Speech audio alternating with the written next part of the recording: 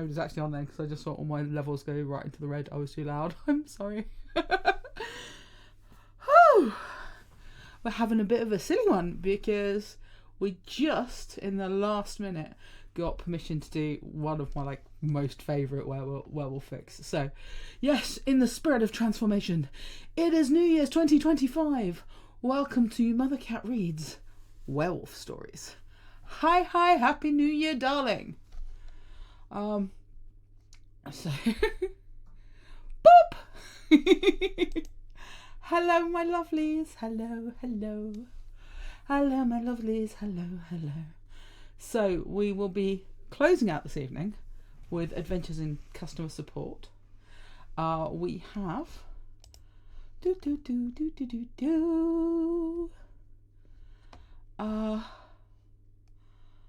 depends. Damper. Are you giving me your werewolves to play with?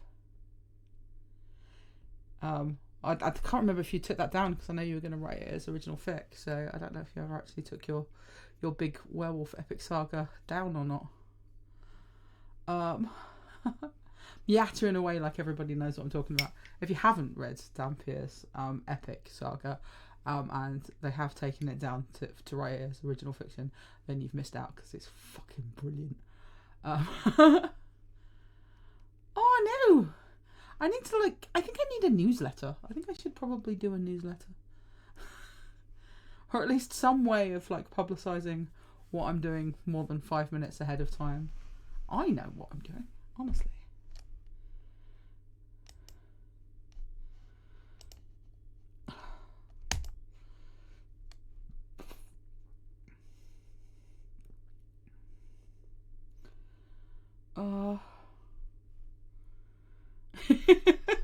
Yeah, I gotta do more BS promo.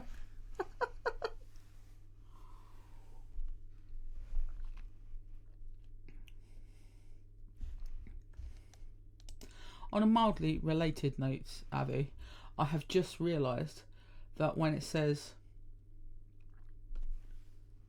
that you are playing sentence Tetris, it means you're writing, and it's not a weird variant of Tetris.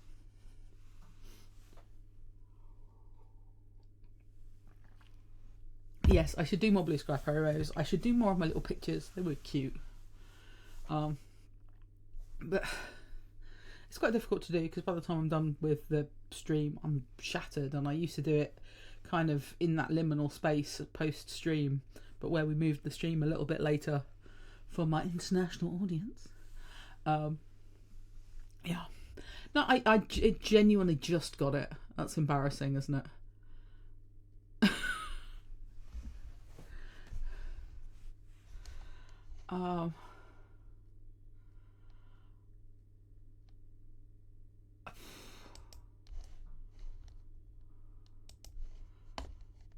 Sorry, let me get things lined up. I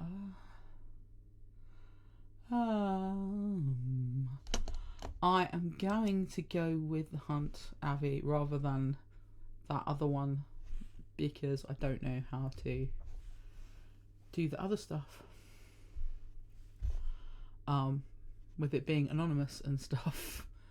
And I don't want people thinking I'm taking the piss and using anonymous works when I'm not supposed to and stuff. So I genuinely don't know how to. I could be like, I definitely have the consent of the author, but I don't want there to even be that little possibility that I might be being a dickhead. I also don't want to go, oh no, I'm going to make it not anonymous by saying this person wrote this thing. And you know I love that story, and I read that story before I knew it was you. I'm not outing which one it is, but it's very good. And I did read it, but you can look at when it got kudos and stuff, because I did read it before I even knew it was you, because I'm a dirty werewolf lover.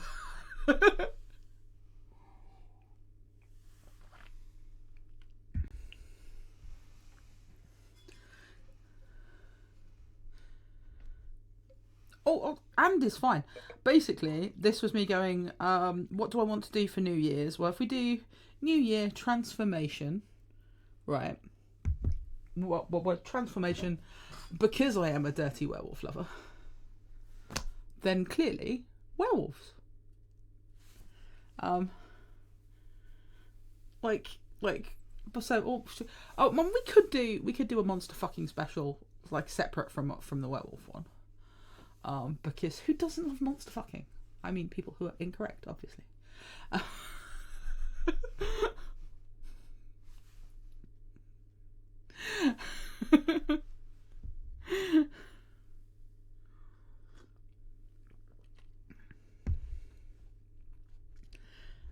Well, I am literally. I said I'm going to keep Blue Sky open to keep an eye out, just in case we get permission to do the Were Pomeranian story.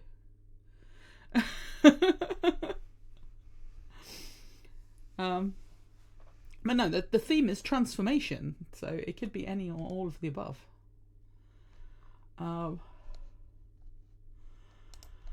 Oh, did everybody have a lovely New Year's? I went to bed. It was brilliant. I curled up with my electric blanket and my weighted blanket. I got a weighted blanket for Christmas. One of my mum friends got me it's on my glasses. Got me a weighted blanket for Christmas, and it's amazing. So I've got my heated under blanket, and then I've got my heated throw, and then I've got my weighted blanket, and then I've got my duvet. So I was hiding from the fireworks because I don't like them, even when they're not just pissing me off because of the stream.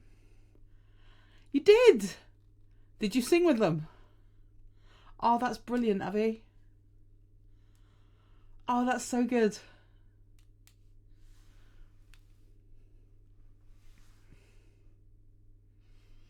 Maybe next time.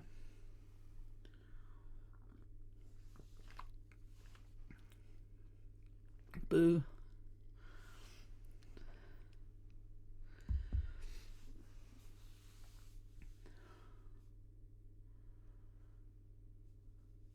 I will probably do this multiple times, and you are not too late. So I'm going to start with a hunt. I totally have a gap in the middle. Or if you want to, like, throw me something real quick, because nothing that you have written is a blind read for me, Dampier. Nothing that you have written is a blind read. I have read everything you have written.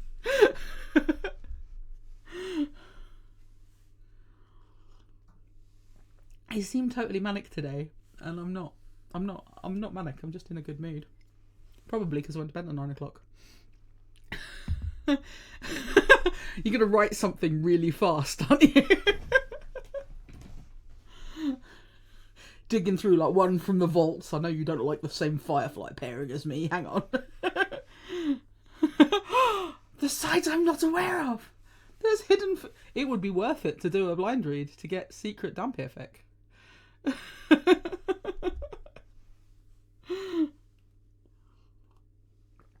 Oh, I can't remember who it was, but I was reading something and I was like, Wednesday fic, I think. And the tone was really familiar. I'm like, wait a minute, this is somebody I know's alt account.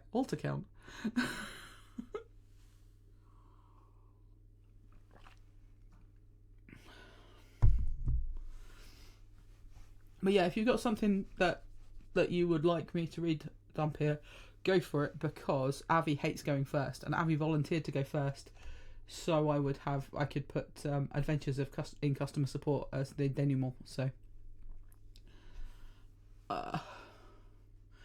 if you have something that you want to go, then I'm ready to go. This is what happens when I've had enough sleep. Aren't you glad I'm exhausted most of the time? Been driving my kids nuts all day. Like, what project shall we do next, children?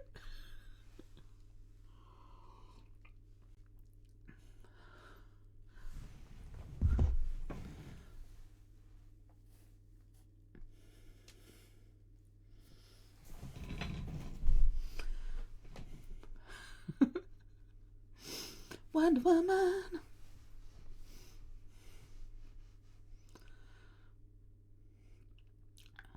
Linda Carter actually follows me back on Tumblr when moots. Things that like made junior me incredibly proud, like a super early crush of mine and everything. From the vault. Ooh. What we got? Curse that falls. Oh my goodness. Are we ready for this tag list? Alternate universe. Creatures and monsters. Monsters. Werewolves. Universal Monsters Tribute. RFR Songfic Challenge. RFR Songfic Challenge. October 2020. Curses, biting, blood, murder, gaslighting, betrothal contracts. Inaccurate history, I'm sure. Probably very inaccurate take on an aristocracy.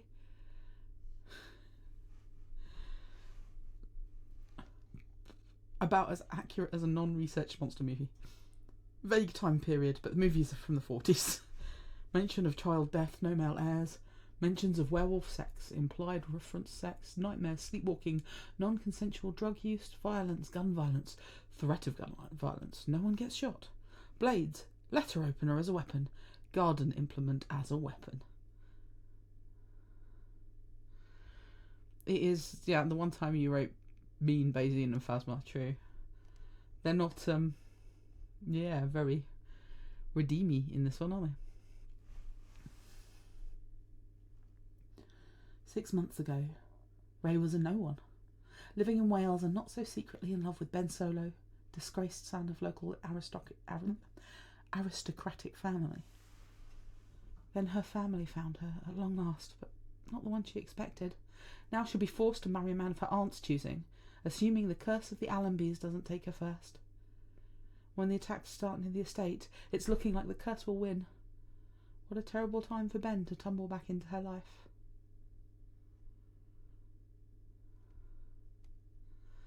And the theme for this is Howl by Florence and the Machine, which is a stonkingly good track.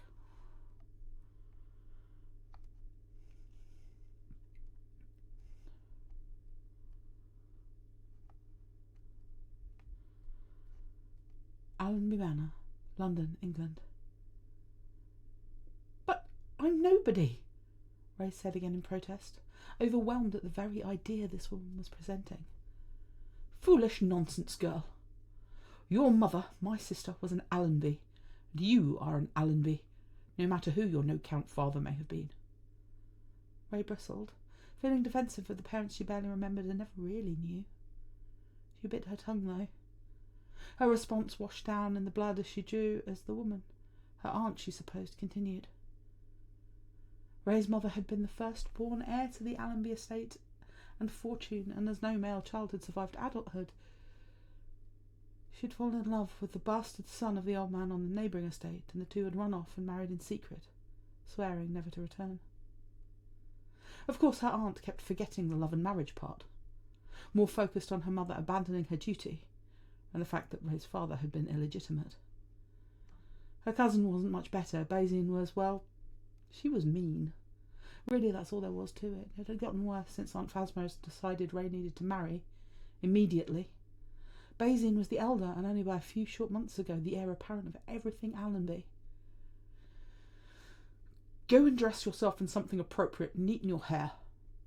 Lord Wren will be arriving any moment. It simply will not do to meet your betrothed looking like that, Aunt Phasma ordered. As she turned for the staircase, Ray didn't miss the glare Bayesian shot her. Her cousin's hatred for her was at least partly due to the fact that the betrothal contract with Lord Wren specified he was to wed the Allenby heiress. Until 6 months ago, that had appeared to be Bayesian. Ray dressed with little care to how she looked, longing for Wales and Maz and the antique shop and him. Ben Solo had come into her life quietly, stepping into the shop looking for Maz. He had looked at Ray and gone silent, lips pressed firmly together and jaw ticking. At the time she believed he was somehow offended by her presence, angered that a penniless orphan would dare to have the gall to speak to him. Later he claimed he had simply been awestruck, that he had known in that instant they were destined to meet. At the time he glared and spun on his heel, pausing beside the door at a display of canes and walking sticks with fanciful and ornate toppers. He had removed his gloves, fingers tracing the ears of an overly large silver wolf's head, his own overly large hand making the heavy ornament seem almost comically small. Up until that moment, Ray believed that particular item had been made too large on purpose. Long and heavy with a top no one could possibly hold. Despite that, or maybe because of it, the wolf's head walking stick had always been her favourite. Slowly, he pulled the walking stick from the display, turned and crossed the room again with purpose. She couldn't help but notice how the shoulder seams of his jacket and the buttons of his waistcoat seemed strained, as if tailored to a man a size smaller and then forced to contain his massive frame under penalty of something terrible, she was sure. "I'll take this," he said gruffly, less like he was angry and more as if he were not accustomed to speaking to anyone. He was holding the walking stick like it had been made specifically for him. Ray blinked up at him, caught off guard and embarrassed to have been so blatantly staring at him. Not that he seemed to have noticed. "Of course, sir. Would you like to know the price first?" His eyes widened and she flushed, realising her mistake. He didn't let her apologise, something in him relaxing, and he smiled. "Oh, that was nice." No, bad. That was bad, because that smile transformed his face into something completely other, and Ray's breath caught in her throat, as even his eyes seemed lighter for a moment. She was lost.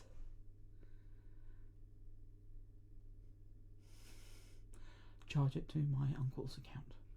Add £50. Call it a service fee." "Your uncle?"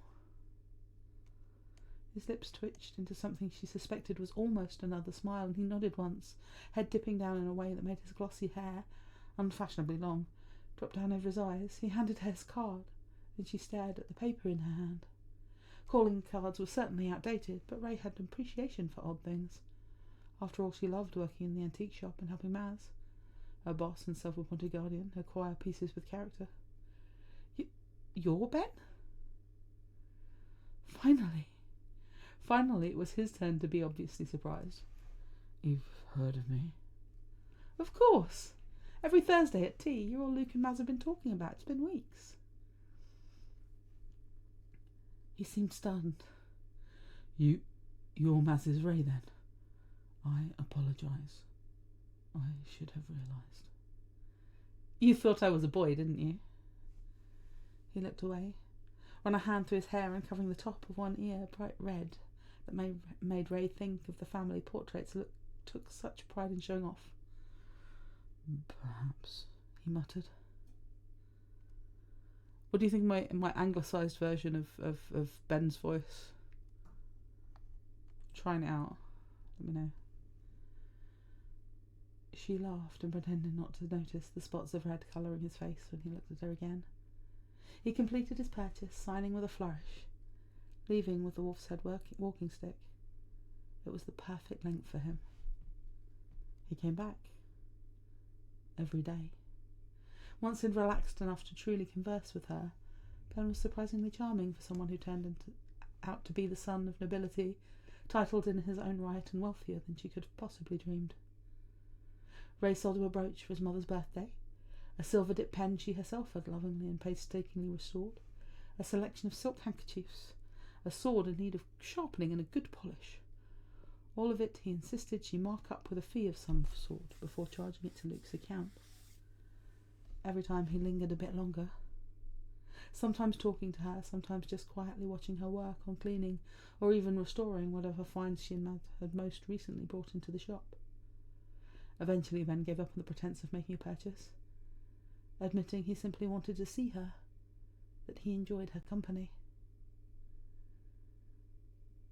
The first day he nervously asked if he may see her home safely. She had been so happy she thought she might burst. The man was actually courting her. He had to be.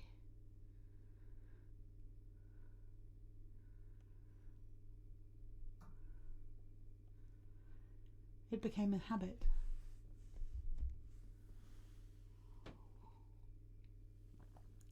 Hi, Verona.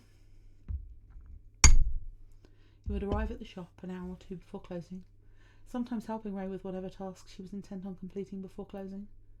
Others he simply wandered the displays, or sat quietly in a corner while she assisted the occasional customer.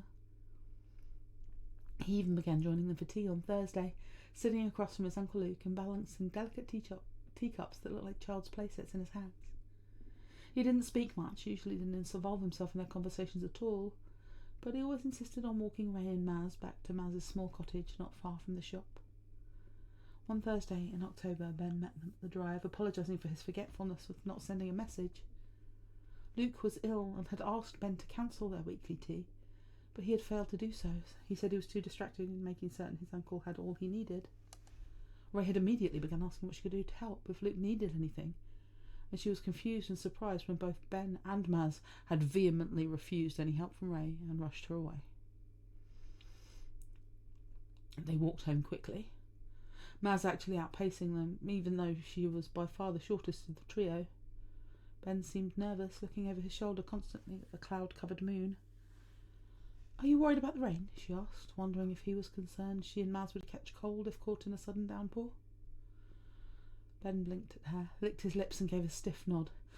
Yes, that's just concerned for your health, especially with Uncle Luke not feeling well." The wind blew, shifting the clouds, allowing the silvery moonlight to fall along the narrow path they'd taken. Ben's head jerked around, something like fear tightening his face. Ray was distracted by what the light had revealed. "Oh, so pretty," she breathed, bending down. "Flowers, so many flowers, somehow magically sprung up beside the path in every shade of purple she could imagine, from deep, almost black aubergine to pale lavender that looked more silvery white in the moonlight." "Aconite," Maz hissed as Ray reached out to touch a bloom, entranced by the blossom. "No!" Ben grabbed at her hand, shouting practically in her face as he dragged her back to the path. Oh, Ray hadn't realised she'd wandered so far. He was breathing hard as he stammered an apology for raising his voice. "It's poisonous," he said by way of explanation. Glancing over his shoulder yet again, his hand tightened on her arm. "I wasn't planning on eating them, Ben. It's just they're pretty." She shrugged and pulled away from him, walking a little more quickly than usual to catch up to Maz, while the elderly woman had paused to wait for them.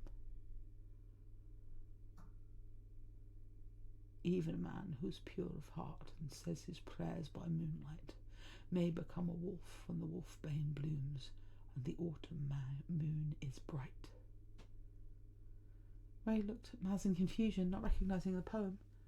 She opened her mouth to ask, when a howl pierced the night.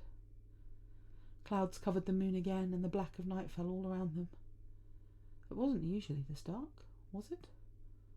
Not on the path home.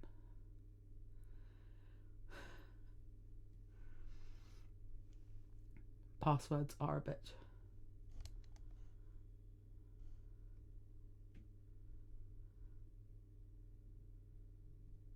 Something moved nearby, something large.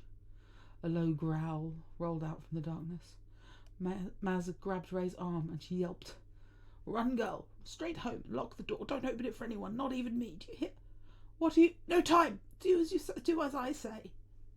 She gave Ray a shove, surprisingly strong for her small stature and advanced age. The wind picked up again, whistling and howling around them, or maybe it was the wolf. She turned and took a clumsy step, freezing in places, the growl much closer this time and in front of her. Moonlight broke through the cloud cover again, and Ray scrambled back, falling hard on her backside and continuing to scoot on her bottom as the creature approached. It was wrong somehow, too big, limbs bent oddly as if they were meant for 2 legs rather than 4, and the fur and eyes. Maybe it was a trick of the light, the way the moon had made the flowers look silver, but they looked off. Blue eyes and sandy blonde fur. It took a step back, arched in an odd way, and Ray gasped, pushing with her feet to get away. The wolf tensed, bracing to spring, and Ray screamed. Everything happened at once. Ray screamed as the creature jumped at her. Maz shouted something in one of a multitude of languages she seemed to know, throwing a handful of flowers. Ben was just suddenly there, in between Ray and the wolf, brandishing his walking stick, swinging it as the animal snarled and shrank back before attempting another leap. She must have blacked out because she woke back in the cottage. Maz sitting at her bedside, patting at Ray's face and neck with a cool cloth.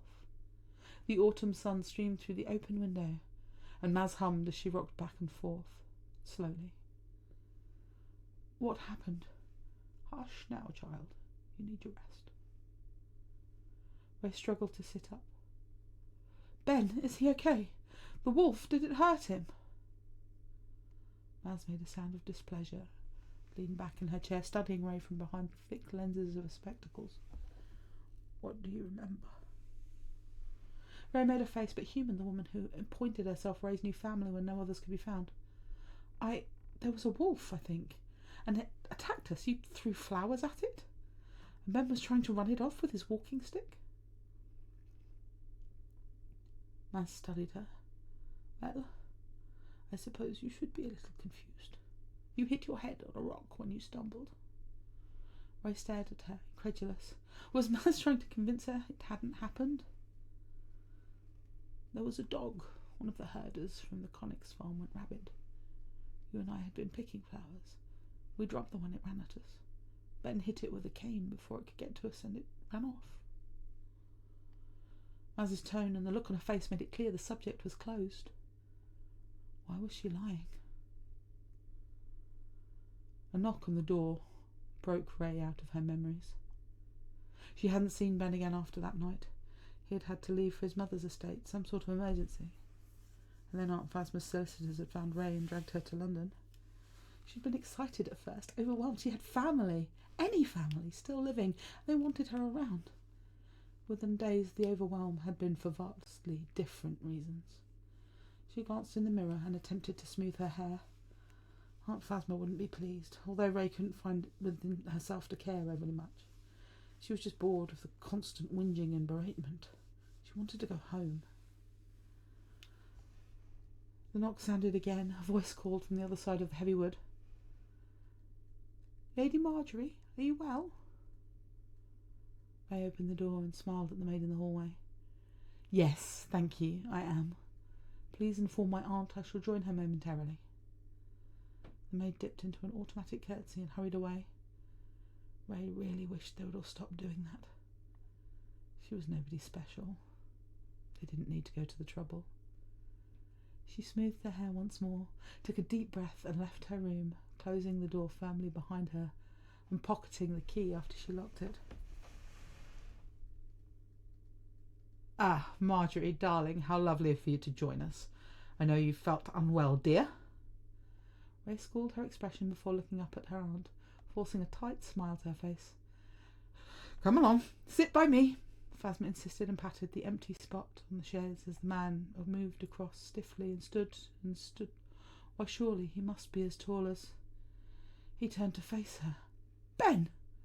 Ray stumbled, and he reached out automatically, catching her by the elbow, holding her to steady on her feet, face twisting in a pained grimace as he looked away, hiding from her. It was too late. She'd seen them. Scars, a long ragged claw mark marring his face, trailing down under his collar. Marjorie, do not be rude, Aunt Phasma hissed. Ray ignored her, reaching out, stepping indecently close as she pressed her palm to his face, tracing the worst of the scarring. Is this where you left without saying goodbye? He nodded, eyes closed as he still refused to look at her. Her aunt sputtered and his face twisted in annoyance. Ben, did you think I would care? Think less of you? He still wouldn't look at her, and Phasma was starting to squawk about impropriety behind her. It was too much for him to ignore, apparently. His eyes snapped open, burning with fury. Leave us, he growled. And for once it seemed someone else had the upper hand over Phasby Allenby at all. She stormed from the room, letting the door slam behind her.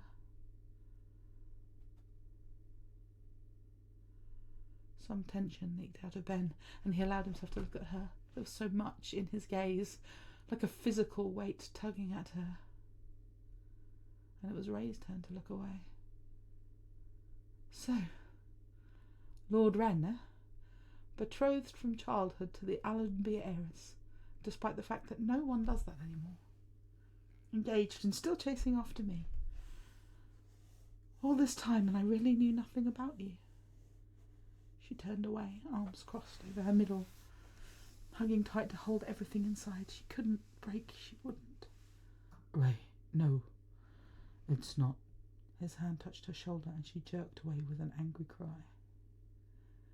It isn't like that. Yes, there was a betrothal. It's not unusual these days. It's unusual these days, but not completely unheard of. Arrangements between families, they're not binding before adulthood. It's just an understanding. Oh no, fuck. Sorry. It isn't like that. Yes, there was a betrothal. It's unusual these days, but it's not completely unheard of. Arrangements between families, that they're not binding before adulthood. It's just an understanding. An understanding? Really, Lord Wren? Because I don't understand any of this. You didn't even trust me enough to know you were injured saving me. And now I find out all this time you've been engaged to my cousin? She spun around facing him as she ranted. So no, there is no understanding here. She stepped closer, embracing the anger, using it to force down the hurt as another possibility occurred to her. Or did you know? You said it's not binding. Did you know who I was when you met me? Or that time we spent together, you waiting in the shop, walking me home Thursday tea? Was it all an act so I would agree? What? No, Ray.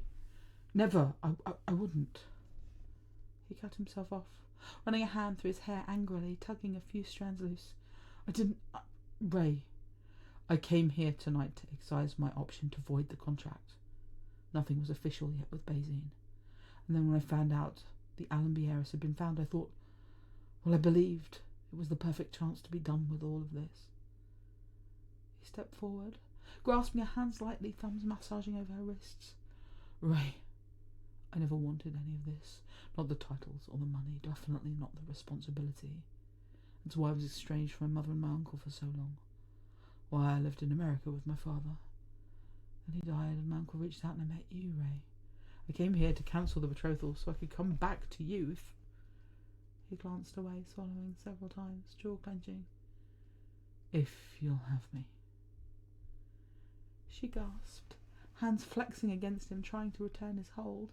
He must have thought she was trying to pull away, rejecting him because he dropped her hands and stepped back quickly, eyes trained on the toes of his shoes.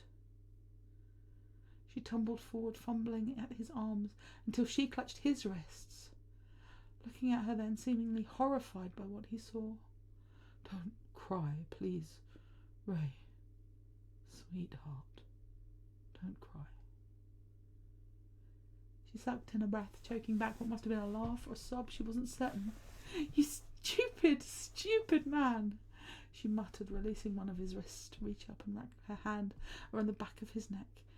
If I'll have you, she muttered with an angry sniff. She pulled him down, and then she was kissing him. And it was utterly disgusting, really, with tears and what she hoped was just an abundance of saliva.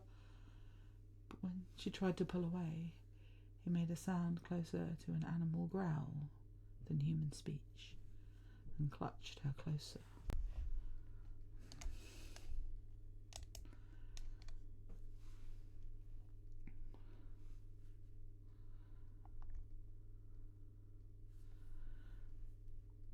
Chapter 2. She's done me in.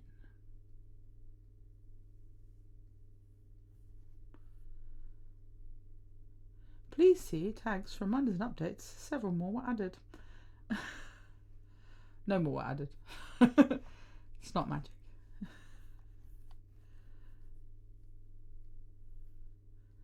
Basine had been less than pleased in the news that the betrothal was still on. Apparently she and Aunt Phasma had known that the reason Ben had had known that was the reason Ben had come calling. They just hadn't bothered to tell Ray. Aunt Phasma at least pretended to be pleased at the prospect, claiming she had known all along that meeting Lady Marjorie would change Lord Wren's mind about voiding the contract. Something didn't ring quite true, though. Her smile was too wide, eyes too narrow, jaw too tight. Phasma didn't want this marriage any more than Basine did, although, assuming Basine did fancy herself in love, Ray supposed it all made a sort of sense. It was nearly 2 weeks later that Basine mentioned the family curse. Ray had laughed it off, of course. How silly to believe in magic and curses on family bloodlines, right? But then Maz had always been making special teas and tinctures, and people came from all around to buy them, laughing about needing extra luck, or how only Maz's tea could cure a cold and ward off the chills.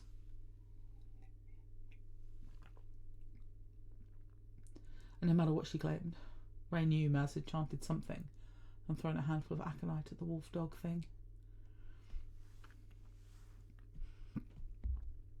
Ben visited nearly every day, sometimes joining them all in the parlour for dinner, fraught with tense conversation and strange power games Ray didn't understand, nor did she wish to. Sometimes he invited her out for a walk, or took her along when calling on some acquaintance of his mother or uncle, always taking great joy and pride in introducing her as his fiancée, usually leaving out the bits about her being Lady Marjorie or the lost Allenby heiress. He made certain to tell her any time he had to leave town. When he would be back, he sent notes and cards and deliveries of little treats or trinkets nearly every day.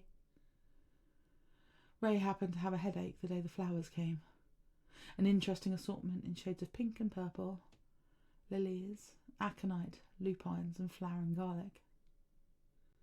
Basine started muttering vague comments about the family curse and ravening monstrous beasts. Ray snapped at her to either come out with it or stop speaking, surprising her aunt and cousin into stunned silence. She also noticed a few quickly stifled laughs and smiles from the staff, biting back a smile of her own when she noticed. She skipped dinner and retired early that night, but slept fitfully, plagued by nightmares of howls and running low to the ground, a vaguely shaggy outline silhouetted on a full moon. Ray awoke the next morning more tired than she had gone to bed and sore all over. She couldn't actually tell if the headache was improved. The rest of her body just ached so badly she no longer noticed it separately. It didn't help that her window was open, even though she clearly remembered securing it in the warmth of the fire. And a bit of soil had blown in overnight, leaving a spot on the windowsill, almost shaped like a footprint. She must have remembered to have someone check over the latch during the day. She groaned and turned over, not ready to be awake, at least not until she recalled that Ben would be back in the afternoon. The excitement of seeing him again after several days was enough to draw her out from under the covers to wash and dress for the day. It was laundry day, and one of the maids came in and stripped the bed while she was changing. The girl gasped at something, but when Ray inquired as to what was the matter and peeked out from her dressing screen, the girl just mumbled an apology and fled the room, basket of linens clutched tightly to her chest.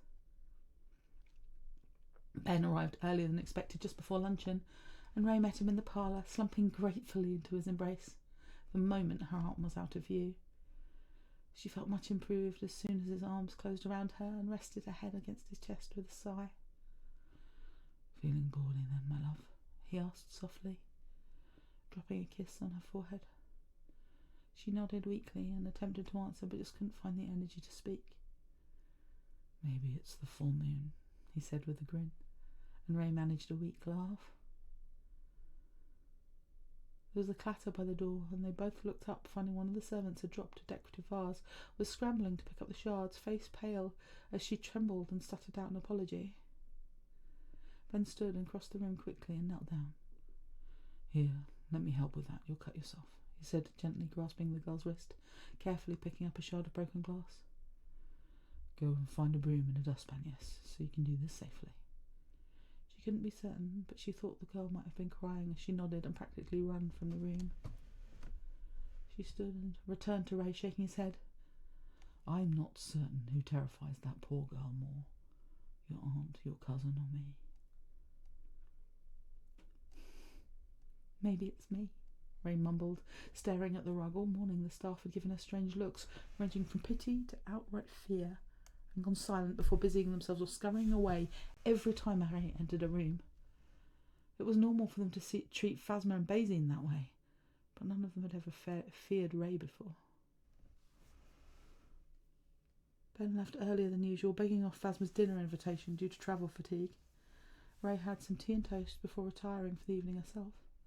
Not that it was even evening yet, in bed well before the sun set. The nightmares came again, of something large stalking her through the darkness, confusing images of claws and teeth, something hot and wet on her skin.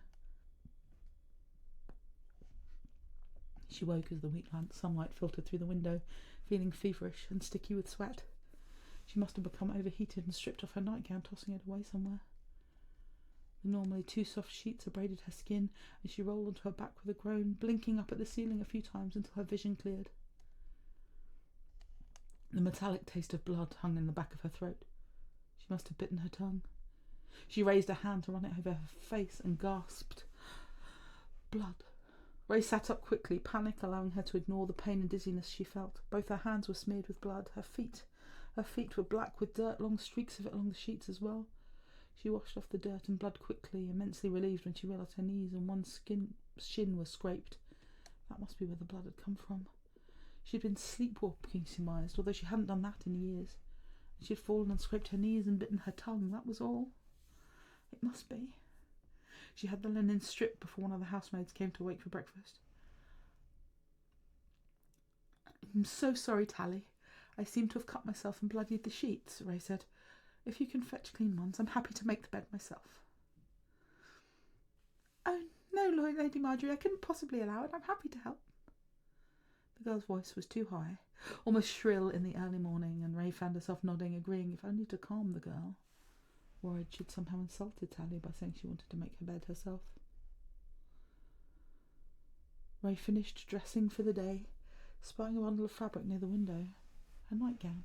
She waited and saw Tally was finished with the bed, then locked the door behind the mains, hands trembling as she crossed the room and picked up the once white fabric. The hem looked as if it had been dragged through the mud, and sure enough there were spots of blood where it would have hit her knees, streaks of it too, all around the neckline, even in back. But most alarming were the long, ragged tears. She hadn't removed her nightgown. It had been torn off, ripped at the seams by something exceedingly sharp. She bundled the fabric into a ball, tossed it into the fire, prodding it with a poker until every thread was gone. She waited until her breathing steadied, until her hands no longer shook. Then she left her room to join her aunt and cousin for breakfast. Aunt Phasma had the Times folded beside her on the table. She liked to read the paper over breakfast, quoting bits of articles to provoke a reaction from Ray, which she could then berate her for. At least, that's what it felt like. Basin glared into her plate as Ray took her seat across from her. Aunt Phasma sat at the head of the table as always.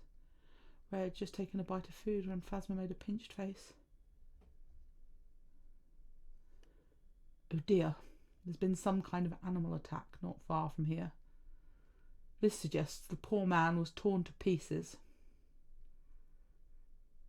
Ray choked down a bite of breakfast, the food settling like a heavy weight on her stomach. Apologies, Aunt Phasma, Cousin Basin. It seems I'm still feeling poorly. Perhaps I should return to bed. See that you do, girl. I simply will not have you bringing some plague upon the entire house. Ray did her best to ignore her aunt, standing quickly and stumbling a bit as her head swam. Basin muttered something about curses and fur as she went, but Ray was too distraught to pay her any mind. Ben didn't make the visit for that day. His message stating he was under the weather as well, it was for the best, Ray supposed, as she spent the day dozing fitfully herself. Her eyes snapped open just after sunset, and she sat up straight in her bed, eyes darting nervously about the room.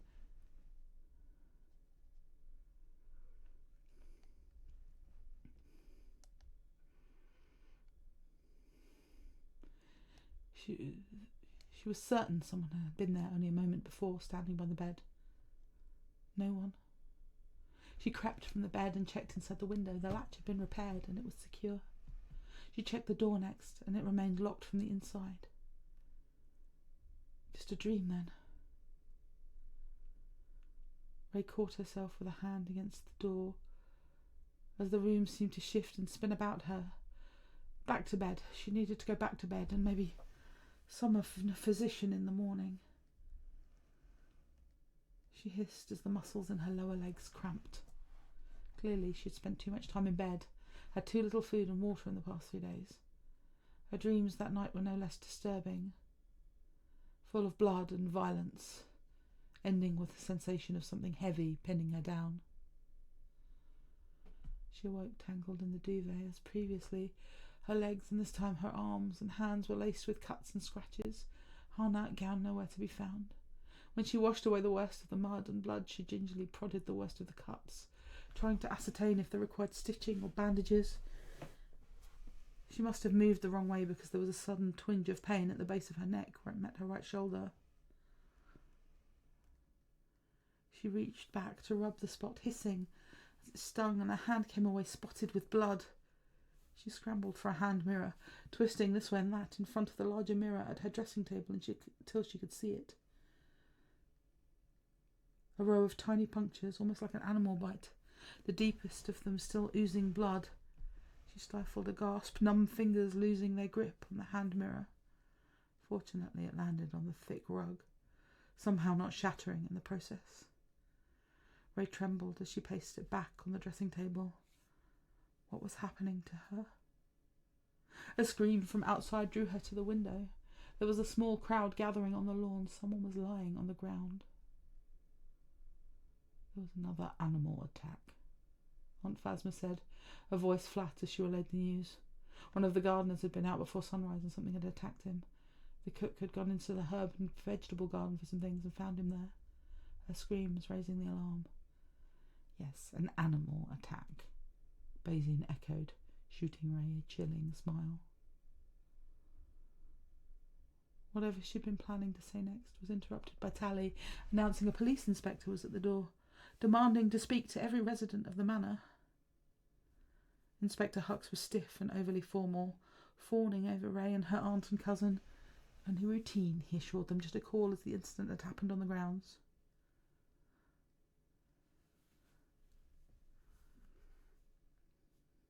The victim, one of the staff, he offered his condolences, asked if any of them had heard or seen anything, then asked if he'd make use of a room to question the staff.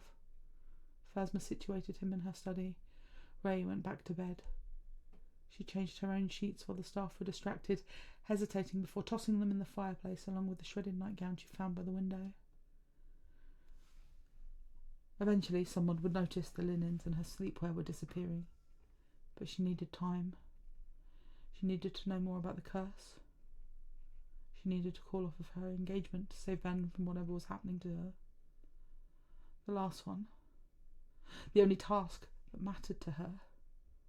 She didn't want it, but she had to. She loved him too much to bind him to her. Ray was weak. When Ben came calling just after Inspector Hux finally departed, Ray rushed straight into his arms, all thoughts of ending things put aside. "I'm so sorry, sweetheart.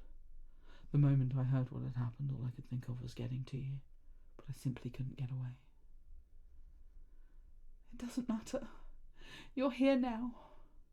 She pressed her ear against his chest, reassured by the steady thud of his heart, the warmth rolling off of him in waves.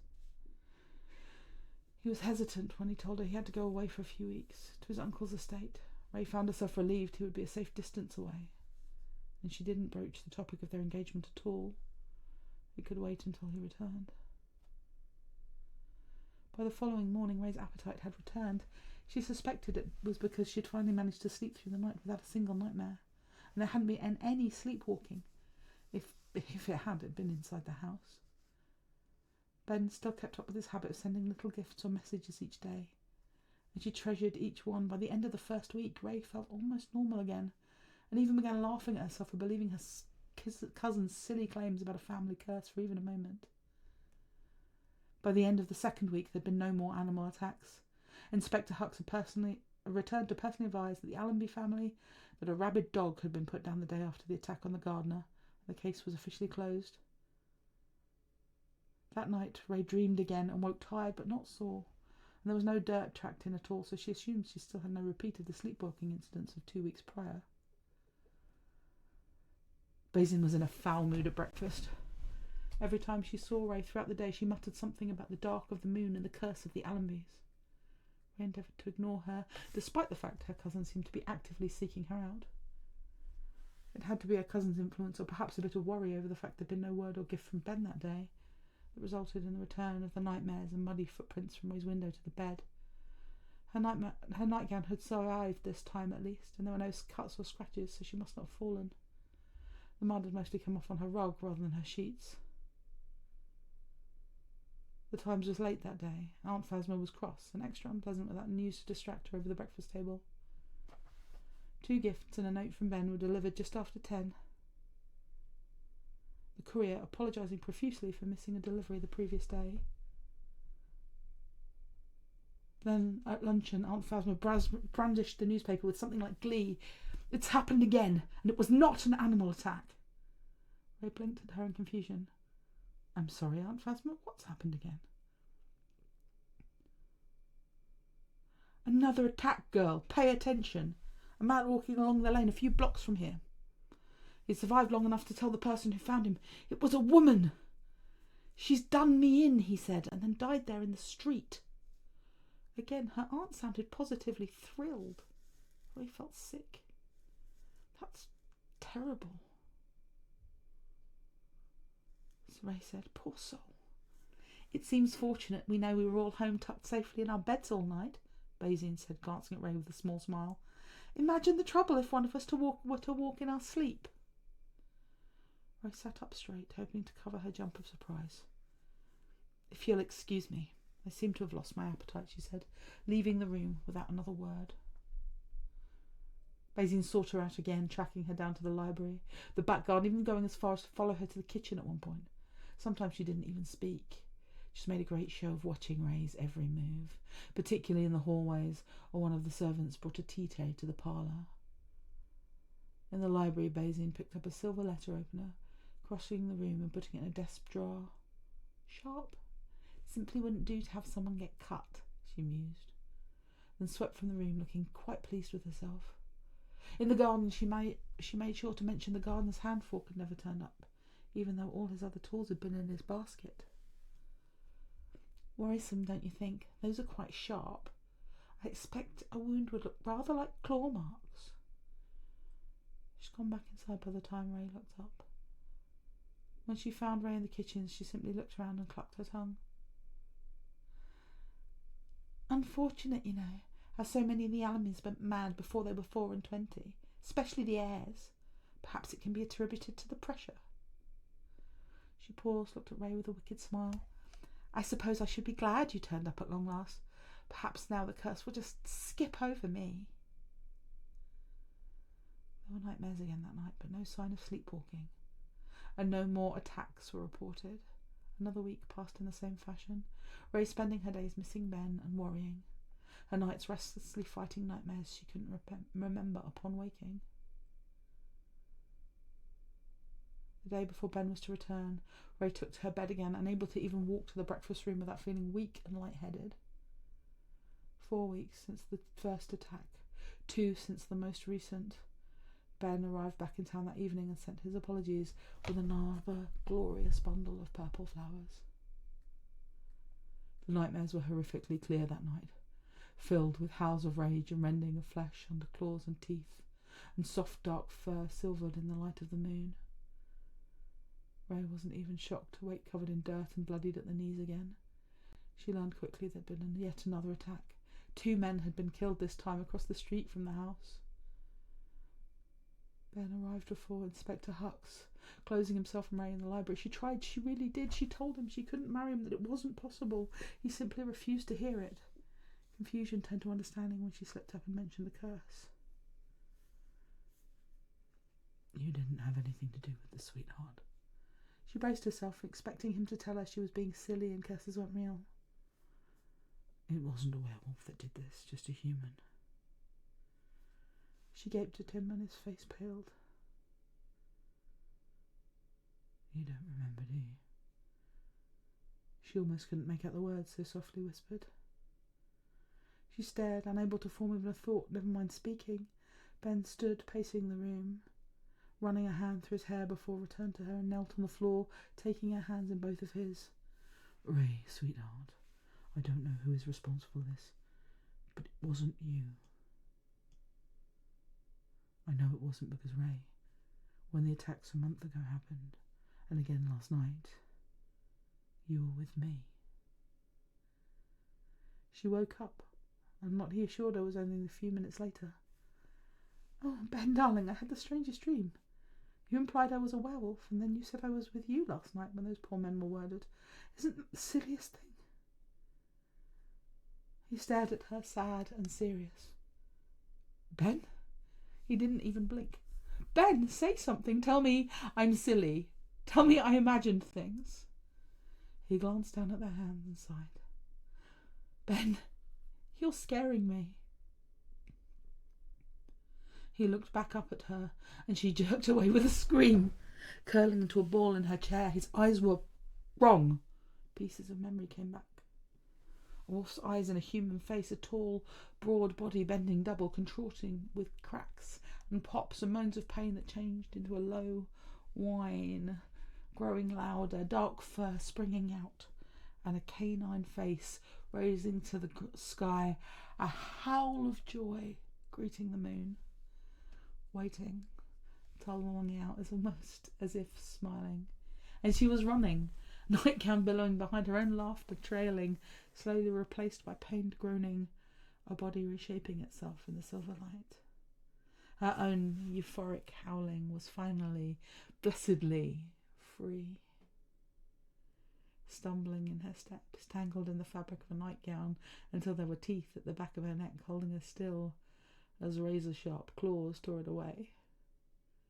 Running, chasing rabbits in the park, drinking from the fountain, teeth in the back of her neck again, holding her in place, and mating there in the moonlight, and again as humans with dawn streaking down across the sky. No wonder she was always so sore when she awoke. She looked anywhere but at Ben. Ray gasped and reached out, trailing over his face, tracing his scars. It was Luke, wasn't it, that night in Wales? Ben nodded, unable to speak for a moment. Yes, well, not all of us are able to completely change or stay in control of our minds.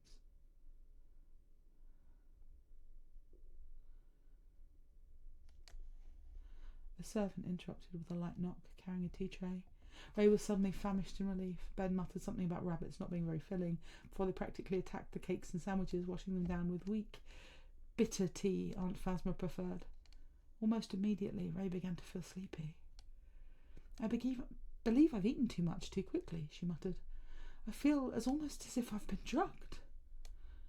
Oh, you have? Aunt Phasma? I didn't even hear you come into the room.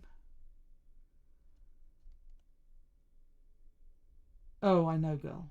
Ray blinked and her aunt was closer. I know lots of things. There was movement behind Phasma. Ray squinted. Basine and Inspector Hux? What were they holding? Silver, Basine said, holding up the letter opener she'd tucked away in a drawer the previous day. Pretty, isn't it? She stepped closer. And deadly in a skilled hand. Your cousin is very skilled, Inspector Hux said. So sad, really, Aunt Phasma said, leaning down in front of Ray. She had a gardening hand fork, the one missing from the gardener's tool basket. How poor Lady Marjorie succumbed to the curse of the Allenbys, she continued. She went mad from the pressure, believing she was some sort of wolf creature, and murdered several men, ending with her poor fiancé. Ray blinked, struggling to stay awake, needing to argue and fight, protect. It's fortunate that Inspector Hux figured it out just in time to save her poor defenceless aunt and cousin, Basine said, dragging the tip of the letter opener down the side of Ben's face, where he was slumped against the front of Ray's chair, barely conscious. I'll inherit, of course, and wed my saviour. She pressed harder, drawing blood. Ray's rage grew as she watched the red bead grow and slide down the side of Ben's face, over the curve of his jaw to his neck. Save. She surged to her feet, the drugs just suddenly no longer affecting her. One hand shot out, punching her cousin, and Ray felt a feral smile curve her lips at the crunch of bone as she broke Basine's nose. The other hand grasped Aunt Phasma's wrist and twisted, the gardening fork landing at their feet with a thump, a clattering scratch across tines across the glossy hardwood floor. "That'll be quite enough, I think," Inspector Huck said, brandishing the pistol he must have kept in his coat. Ray froze. It was pointed at Ben's head. She didn't know if it would kill him, but she didn't want to find out. "Oh, I quite agree." Huck spun around at the voice, coming to face with Viscount Skywalker and a short woman who Ray somehow knew was Ben's mother. "You're late," Ben muttered, groaning as he tried to stand. "You were supposed to be in the study. This is the library."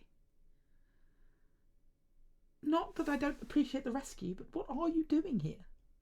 Ray demanded. "Saving you, dear," Ben's mother said. There was a whirlwind of activity as more police came through, taking Basine, Aunt Phasma, and Inspector Hucks away. The three had been working together for months, ever since solicitors had informed Phasma that Ray had been located. They'd been planning on driving Ray mad, convincing her she'd committed a string of murders, and having her locked away so Basine would still inherit, and they could retain the Allenby estate and all the associated lands and properties. "It's sad, really. They wasted all that effort," Ray commented. "I would have happily given it all to them and gone home." "I know you would, sweetheart," Ben said, brushing a kiss over her forehead, making her blush, embarrassed he had done so in front of his mother and uncle. He laughed and tilted her chin up, kissing her lips despite her protests. "Now, about going home. It's a bit late today, but what do you say we leave tomorrow?"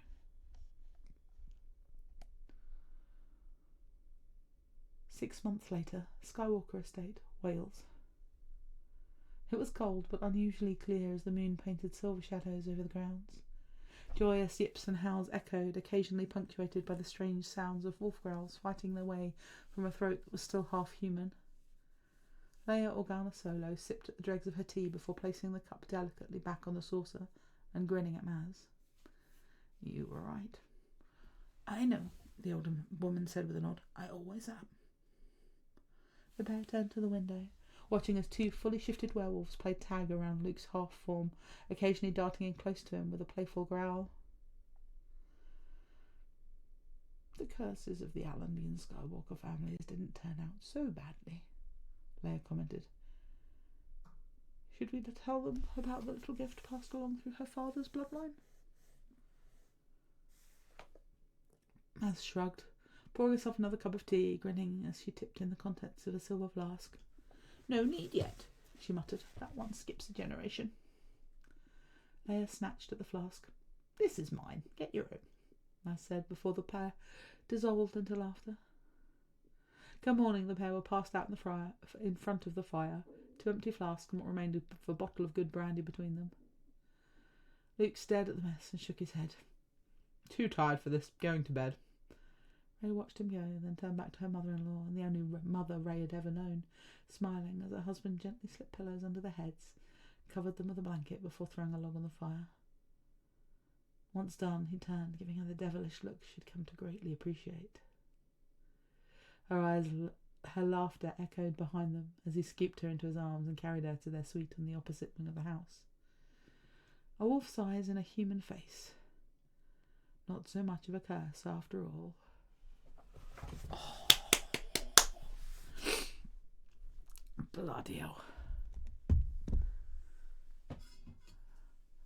How did I land in a universe where I get to hang out with such insanely talented people? And they let me read their stories. It's so cool.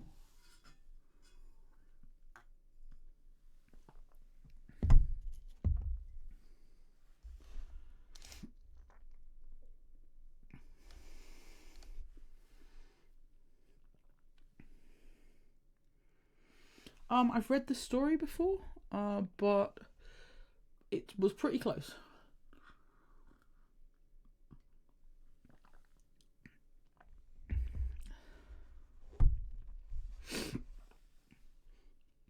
I say it wasn't a full cold read because I've read it before.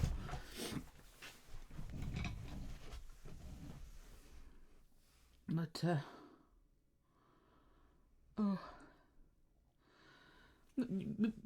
sat here in the chat. When Dampier went, you can read this one.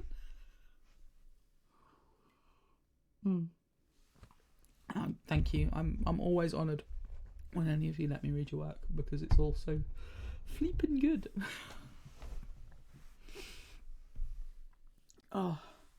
So we got a couple of thousand words of The Hunt, which is one of Avi's, and then we will close out our evening with Adventures in Customer Service. So I'm just going to have a quick swig of my specialty. While we're doing that, I'm going to pop this. Well, I didn't know if you wanted to do The Lover's Path, because, I mean, it's... I know you were thinking about turning that into original stuff, and I don't know whether that can be... I put too much citric acid in my throat tea. It's like sucking on a lemon.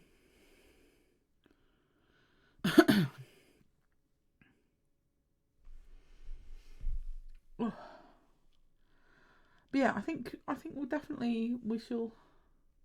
Yes, good point. Do go to the stories, kudos and comment, and remind our writers how much we love them, and that this is a valid form of reading their stories. And yeah, I have been told repeatedly that things that have been listened to through audio do count for what you read in Wednesdays. So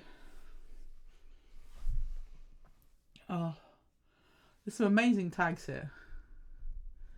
So Avi's tags on The Hunt, right?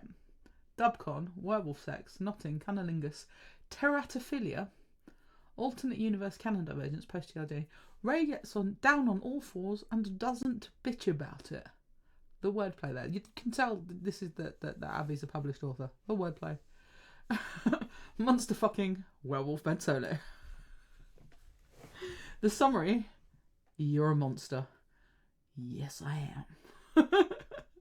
Kylo Ben has a secret he keeps from Ray.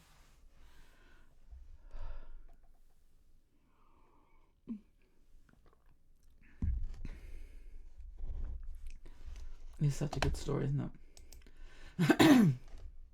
Just having a quick check, just in case we got...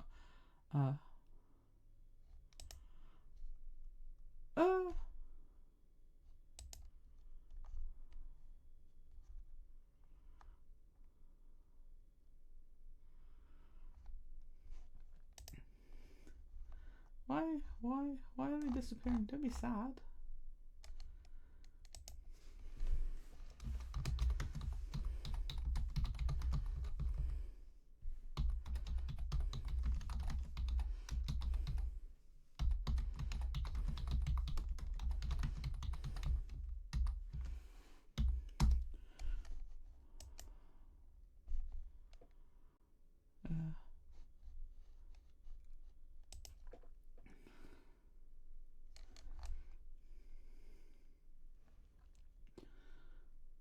Ben Solo still keeps secrets from her, even after all that happened between them over the past month. The wait on Crate had been harrowing, but a few Allied ships had shown up after the sun had gone down, and the rescue effort brought them to the moon of Splinter, where they set up a new base. Chewie joined them with Luke after that. When they next connected, Rey thanked Ben Solo for calling off the attack on the Resistance, and he thanked her for helping him survive Snoke's guards and sparing his life. He told her he'd taken the title of Supreme Leader and asked her again to join him, but she shook her head and he let it drop. The Force was not done with them yet, and as news of changes in policy by the First Order were confirmed by different sources, in the day shift, night shift brought her a different perspective. That of... I think that might be just static lag. Sorry. This is just because I've lost my place because I saw you commented. Do you want me to start over? Is it did it come out really strange?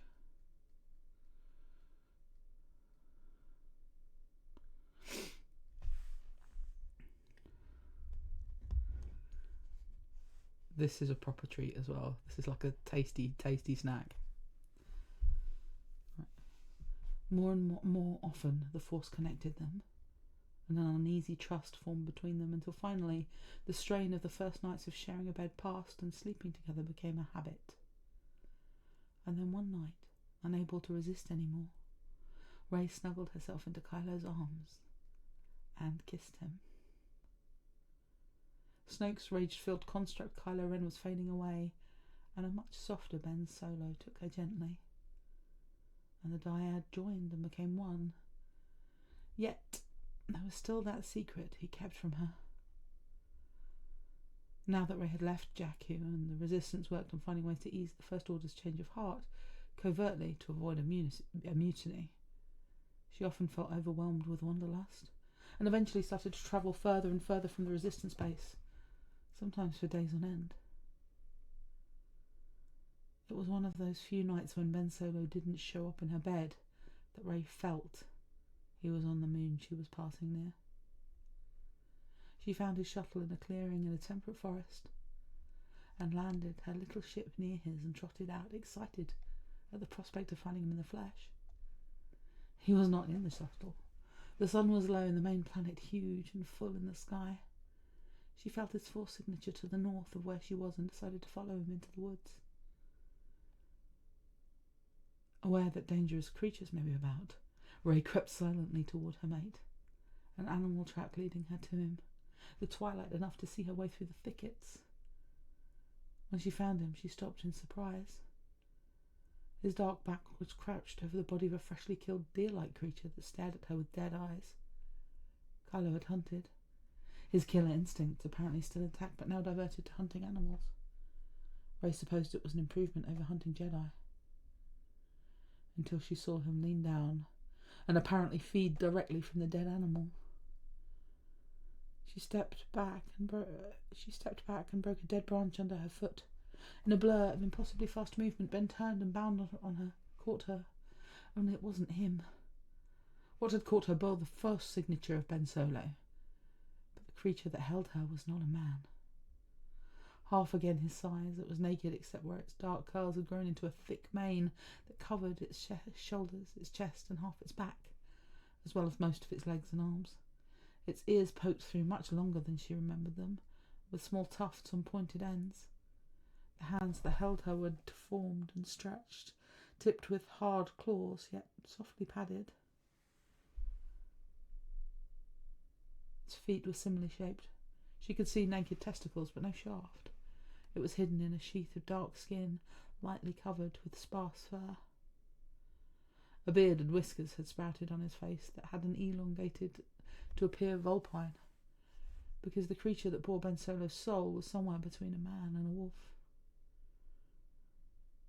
Shocked, her knees gave out. She fell backwards to the ground, sitting hard, but with her free arm behind her to support her. Blood dripped from his maw as he leaned close to her face, and she looked directly into his deep, dark brown eyes. Ben. She breathed in disbelief. The creature howled. Ray pissed herself in fright. The sharp smell caught its attention. The shaggy head leaned down to sniff at her and caught another smell. Ray had been in a state of arousal the moment she walked into the woods, herself a hunter looking for her mate, and it was this arousal that had picked up. Animalistic eyes closed as he breathed her in loud snorts. His whole body shuddered as instincts, uninhabited in this form, took over. Ben, make it, no, oh no! Ray pushed away from him, rising terror setting in her heart, pounding in her breast. Her movement started a low growl in his chest, so deep it resonated all around, inside her. She stopped moving, stunned. He raised his head to her, and she stared back at the terrifying row of sharp teeth, smiling mere inches from her face. Then the furry head leaned down again, its snout pressed against her core, and she felt its unnatural warm breath through her clothing, sending a shiver all up and down her back, along every limb, up her neck, straight into the back of her skull. In spite of her terror, her core throbbed. That was all it took to decide the next moment.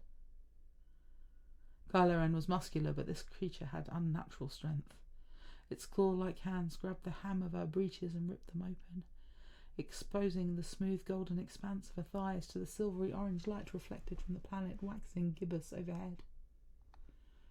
When it leaned down again, an obscenely huge pink tongue snaked out its maw and licked a wet stripe over her white undies, and Rey panted a loud gasp. Caught up in sensations so strong, she blanked out for a second. When she recovered her wits, she gathered every bit of her strength and flipped herself over to try to scrabble away from the monster she thought she knew as Ben Solo. She didn't make it very far. An impossibly large hand grasped her ankle hard and pulled her back. Another pushed down across her shoulders, pressing her into the mossy ground. The terrifying growl resounded again just beside her ear, and suddenly she stilled. A clawed digit reached under her panties, and in one smooth motion ripped them off her, leaving chafed stripes where the thin fabric had tried to resist. The snout pushed between her legs again, snorting hot air at her puckered holes, and the real trial began as the long muscular tongue began licking indiscriminately at her centre in earnest. And Rey of Jakku was overwhelmed in sensations. It took less than a minute before an orgasm hit her like a freight train. She was crying and moaning out loud now, while juices and saliva flowed and mixed, and Kylo continued to lave at her folds, occasionally mixing up to lick and prod at her other entrance, waking a pleasure there she hadn't even suspected until now. The muscular tongue lapped relentlessly, reaching further inside her than any human tongue could ever reach, and another orgasm shook her stronger than the first. She started falling to the side, just now realizing she'd raised her ass up in the air to meet the repeated assaults of that rough tongue. There was a moment's pause while she caught her breath, and then a soft whine. She turned to him. In this form, everything about his body was as familiar as it was alien. She recognized the moles dotting his chests and flanks, where they appeared through the dark fur that covered them. His stomach and groin were bare, the inverse of humanity, and his cock, well, it was changed as well. Instead of the tan-coloured, uncut shaft she'd grown rather fond of, a dark, pink, glistening length of animal cock was swelling and sliding out of its skin sheath. The tapered head was triangular in shape, and the bottom of the shaft suddenly bulged to twice its girth. Rey watched in fascination as the thing appeared, the dark foreskin retracting all the way to the base, at the slick length near the huge, heavy testicles. Rey had accepted the monster's caresses. Now it felt entitled to mount and mate with her. She managed to push herself to a kneeling position to face the wolf-like creature, now sat on its haunches. She looked again into its face. There was the unmistakable mark she'd put on him. She extended her hand slowly toward him. He raised his own fur-covered, claw-tipped fingers, reaching out, and once again their fingers touched. The black-furred paw could engulf her own small pale hand, and she caressed it, touched the dark pads one by one. Suddenly the animal turned away as if in shame, but the dark almond eyes hid within the unusual growth of hair and bone structure were definitely Ben's.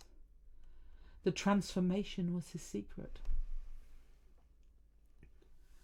She leaned toward him and hugged the shaggy beast.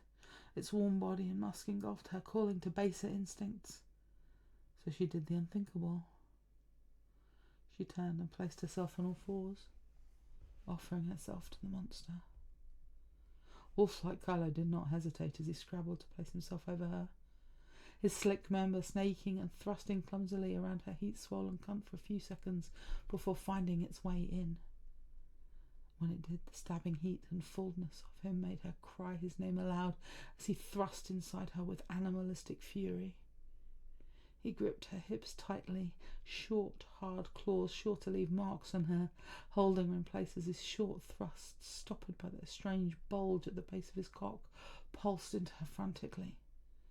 He leaned down over her back, licked at her with that obscene hot tongue, nipped at her shoulders and the side of her neck, barely refraining from rending her flesh, but holding her with his dripping maw, leaving shallow teeth marks instead. While they struggled in their embrace, he panted heavily, growled an occasional word she couldn't make out, but understood anyway from the way it resonated in her own chest. One claw-like hand reached up to her tunic to cup her breast. The rough pads rubbed at her nipple, starting in her the rise of a third orgasm. Here in the forest, the air smelled of lush flowers and animal fur. She felt freed of the grey and dusty civilization she had been trying to cope with. Bird song and the sound of the wind blowing in the leaves were the background of her lover's panting grunts and whines. Her knees were turning green from crushed moss, her hands black where she grasped the moist dark dirt. It hit her like a storm surge, and as the world turned white around her, she heard him and felt him still and swell inside her as she throbbed on him. Then a new sensation began. Wereben pushed that huge bulge at the base of his shaft inside her. It was so big the stretch became uncomfortable for a moment. Then it was past, and she felt herself close around him. Then his span started inside her. Long hot spurts, more and more, filling her while he tensed and relaxed and grunted softly over her back, filling her to overflowing. She felt the hot, thick spend seep out of her, run down over her clit and drip into the forest floor until she saw it pool, a milky pond reflecting the moon above. Her thighs began to shake with the overwhelming pleasure, and she spread down until she lay on the mossy ground, still moaning and crying as the hot length inside her still pulsed, pushed against her core. In waves of pleasure, Carlo followed her down closely, locked into her, unable to pull out, whining softly but arranging himself to hold his now considerable weight off of her. How often does this happen? 4 or 5 times in a standard year. I can usually tell in advance. He couldn't look her in the eye. He still couldn't believe she hadn't killed him. That's when I go for a hunt. There was a long silence. Tell me next time. I'll come with you.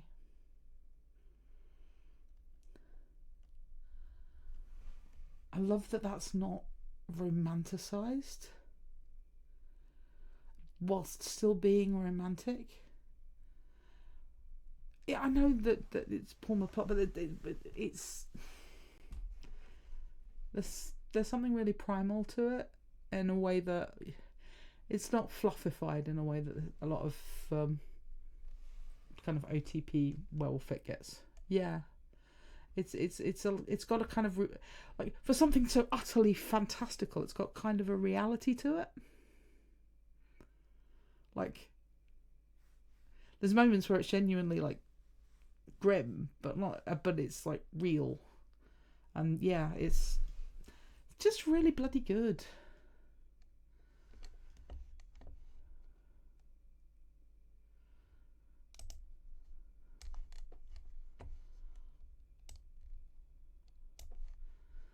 Is everybody sitting comfortably?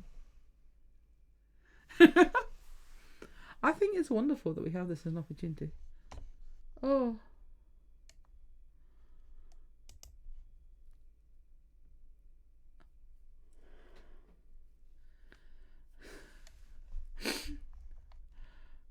My auto moderator held Verona's comment for using the word sucker.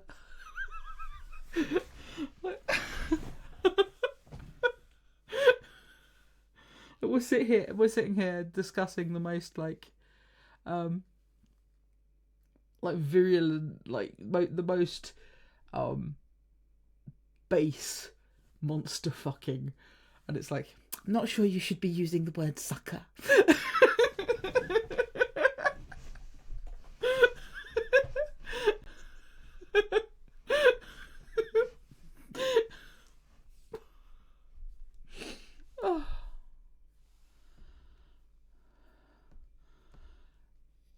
Yeah, I think you've nailed that there, Dampier.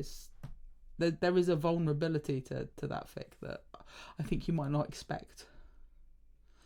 And yeah, being able to be vulnerable with each other as we are kind of each other's audience. I say we like I've written shit in a year. The other reason I'm so grateful you'll let me read your stories, because otherwise I would have no artistic outlet that wasn't.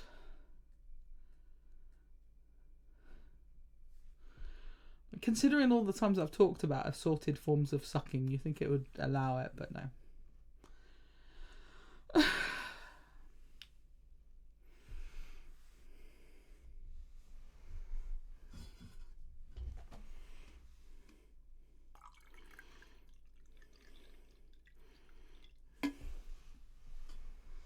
Here on the MotherKat Reads stream, we approve of all forms of sucking.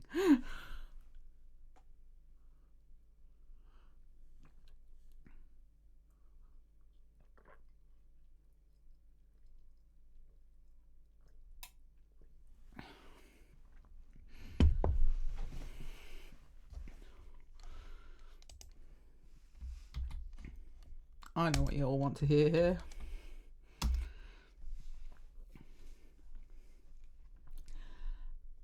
Adventures in Customer Support by V for Verona. Additional tags: Human Ray, handcuffs, no keys, smut, knotting, baby's first werewolf smut, that's me, I'm baby, fluff, humour, banter, customer service and tech support, werewolf Ben, werewolves, penis and vagina sex, cunnilingus, no ABO, no pregnancy, I will go down with this ship, safe sailing consensual. Okay, maybe there's a hint of non-con, but only because Ray asks for it. The monster has a huge dick and the human loves it. Sex in werewolf form. One-sided mating bites its core though because Ray's human. One shot, no beta, we die like men. No bondage. This isn't the sexy type of handcuffs.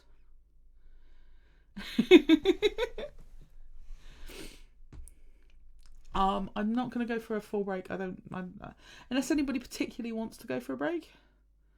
Does anybody need a pee? Can you raise your hand?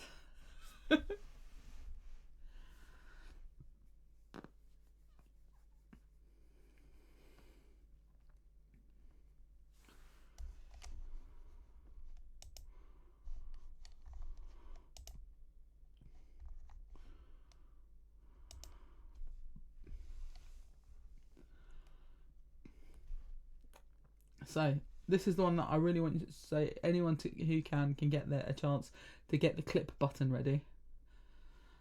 Because there is the first line of this fic. I get to do my customer service voice, and I really want to use it for a promo. So, in summary, Ray had her share of weird phone calls and her job as a customer service agent for Resistance Handcuffs. You wouldn't believe the flimsy excuses people come up with to avoid admitting they lost their keys during a game of hide the sausage. But a werewolf? That's a new one even for her.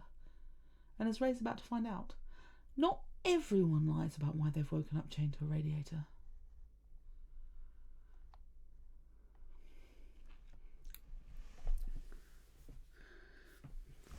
Resistance restraints, we're bound by passion. This is Ray speaking. How may I help you?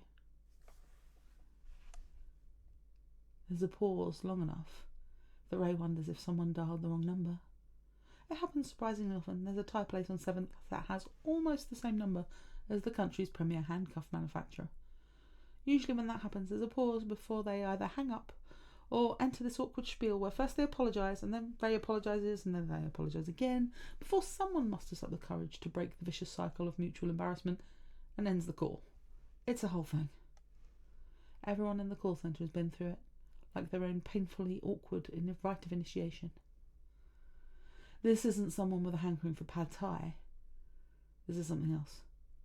Hello?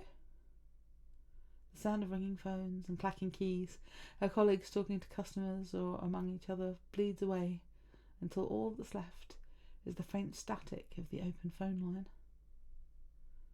Now the silence has had some time to hunker down and get comfortable. Ray can hear breathing on the other end of the line.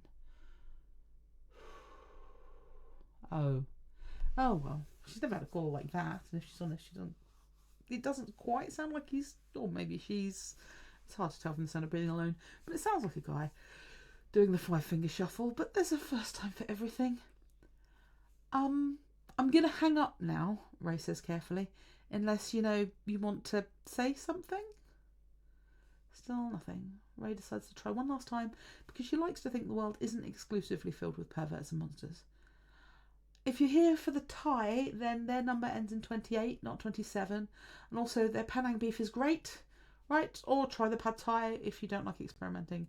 And definitely get the chicken satay. Okay, great talk. Bye, I guess? She's about to hit the button that will connect the next caller when... Wait. It's hard to interject much emotion into a one-syllable word. But besides adjectives like deep and velvety, Ray would almost say the voice sounded shy, and thankfully not like he's currently spanking the monkey. Oh, Ray says unintelligently, hi. There's another pause that makes her fear the mystery caller might have lost his nerve again when he answers, hi. Hi? Ray mentally fell upon herself. You'd think she'd never answered the phone before in her life, let alone that she does it for a living. We have to stop saying that. There's a low chuckle on the other end of the line. I'll try my best.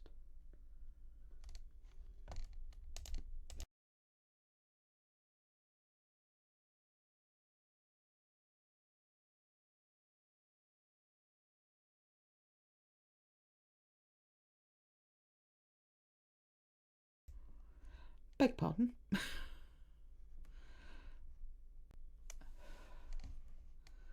Just had to sneeze 5 or 7 times. Much obliged. Ray is vaguely aware that she's actually getting paid to talk to this man, who has a very nice chuckle, an even nicer voice, and is apparently not currently pleasuring himself, which puts him 3 up on her last boyfriend. And there's a script she's supposed to follow. Ah, right. Where was I? Resistance handcuffs. How may I help you? The silence that follows is long enough that Ray begins to worry. Are you still with me? Yeah, I am. There's a chuckle again, and although it sounds a little pained this time, I'm not going anywhere, which is why I am calling, actually. He seems very nervous to admit that he's stuck, presumably in a pair of resistance brown handcuffs, and tries to stop herself from giggling. It might be funny to her and the other call centre agents that their customers invariably think they're the first person to ever lose their keys during a game of hide the hot dog, but truthfully, it happens all the time. Ray,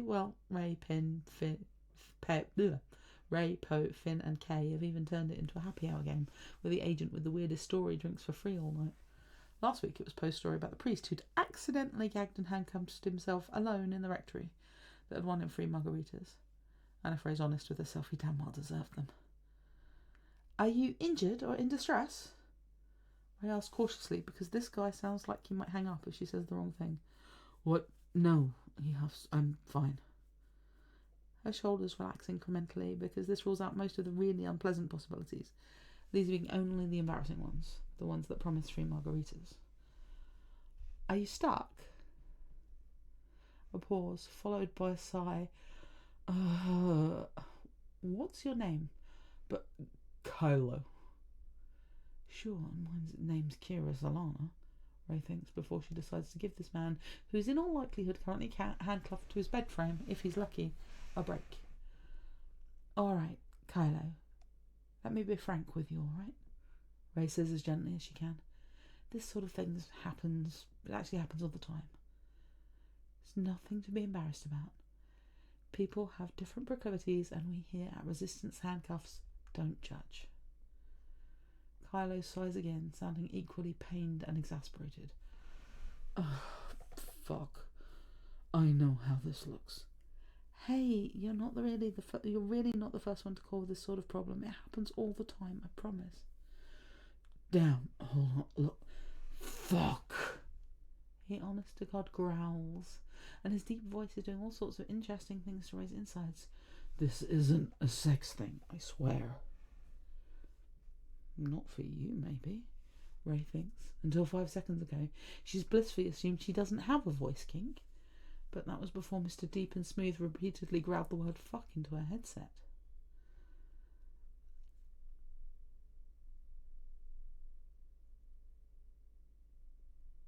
Okay, so what? This isn't how you're supposed to talk to your customers, but Ray feels off-kilter talking to this man. You slipped and fell into your handcuffs? Finn pops his head across the divider between the the cubicles and mouths the question at her. Are you okay? But Ray waves him off. She's okay, slightly exasperated. No, he mutters. I didn't. I cuffed myself. But it's not a sex thing. Definitely not. Sure, Jan. What? Jesus. How do you not know this meme? Ray is so far off script, she might as well be calling from a different continent. And to be honest, she's not sure if she and Kylo are flirting or if they're angry with each other. But also this is working to distract him from whatever non-sex pickle he's gotten himself into. As long as he's distracted, he won't give in to his embarrassment and hang up. I don't get out much. You don't say. Ray bites her lower lip to hide a grin, seeing as you chained to a chair. Ha ha, he says dryly, before he actually laughs. His chuckle sounded nice, but his damn laugh is like an auditory version of a piece of chocolate cake.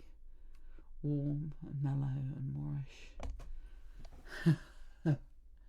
It's a pipe, actually. A pipe? Ray pauses for effect.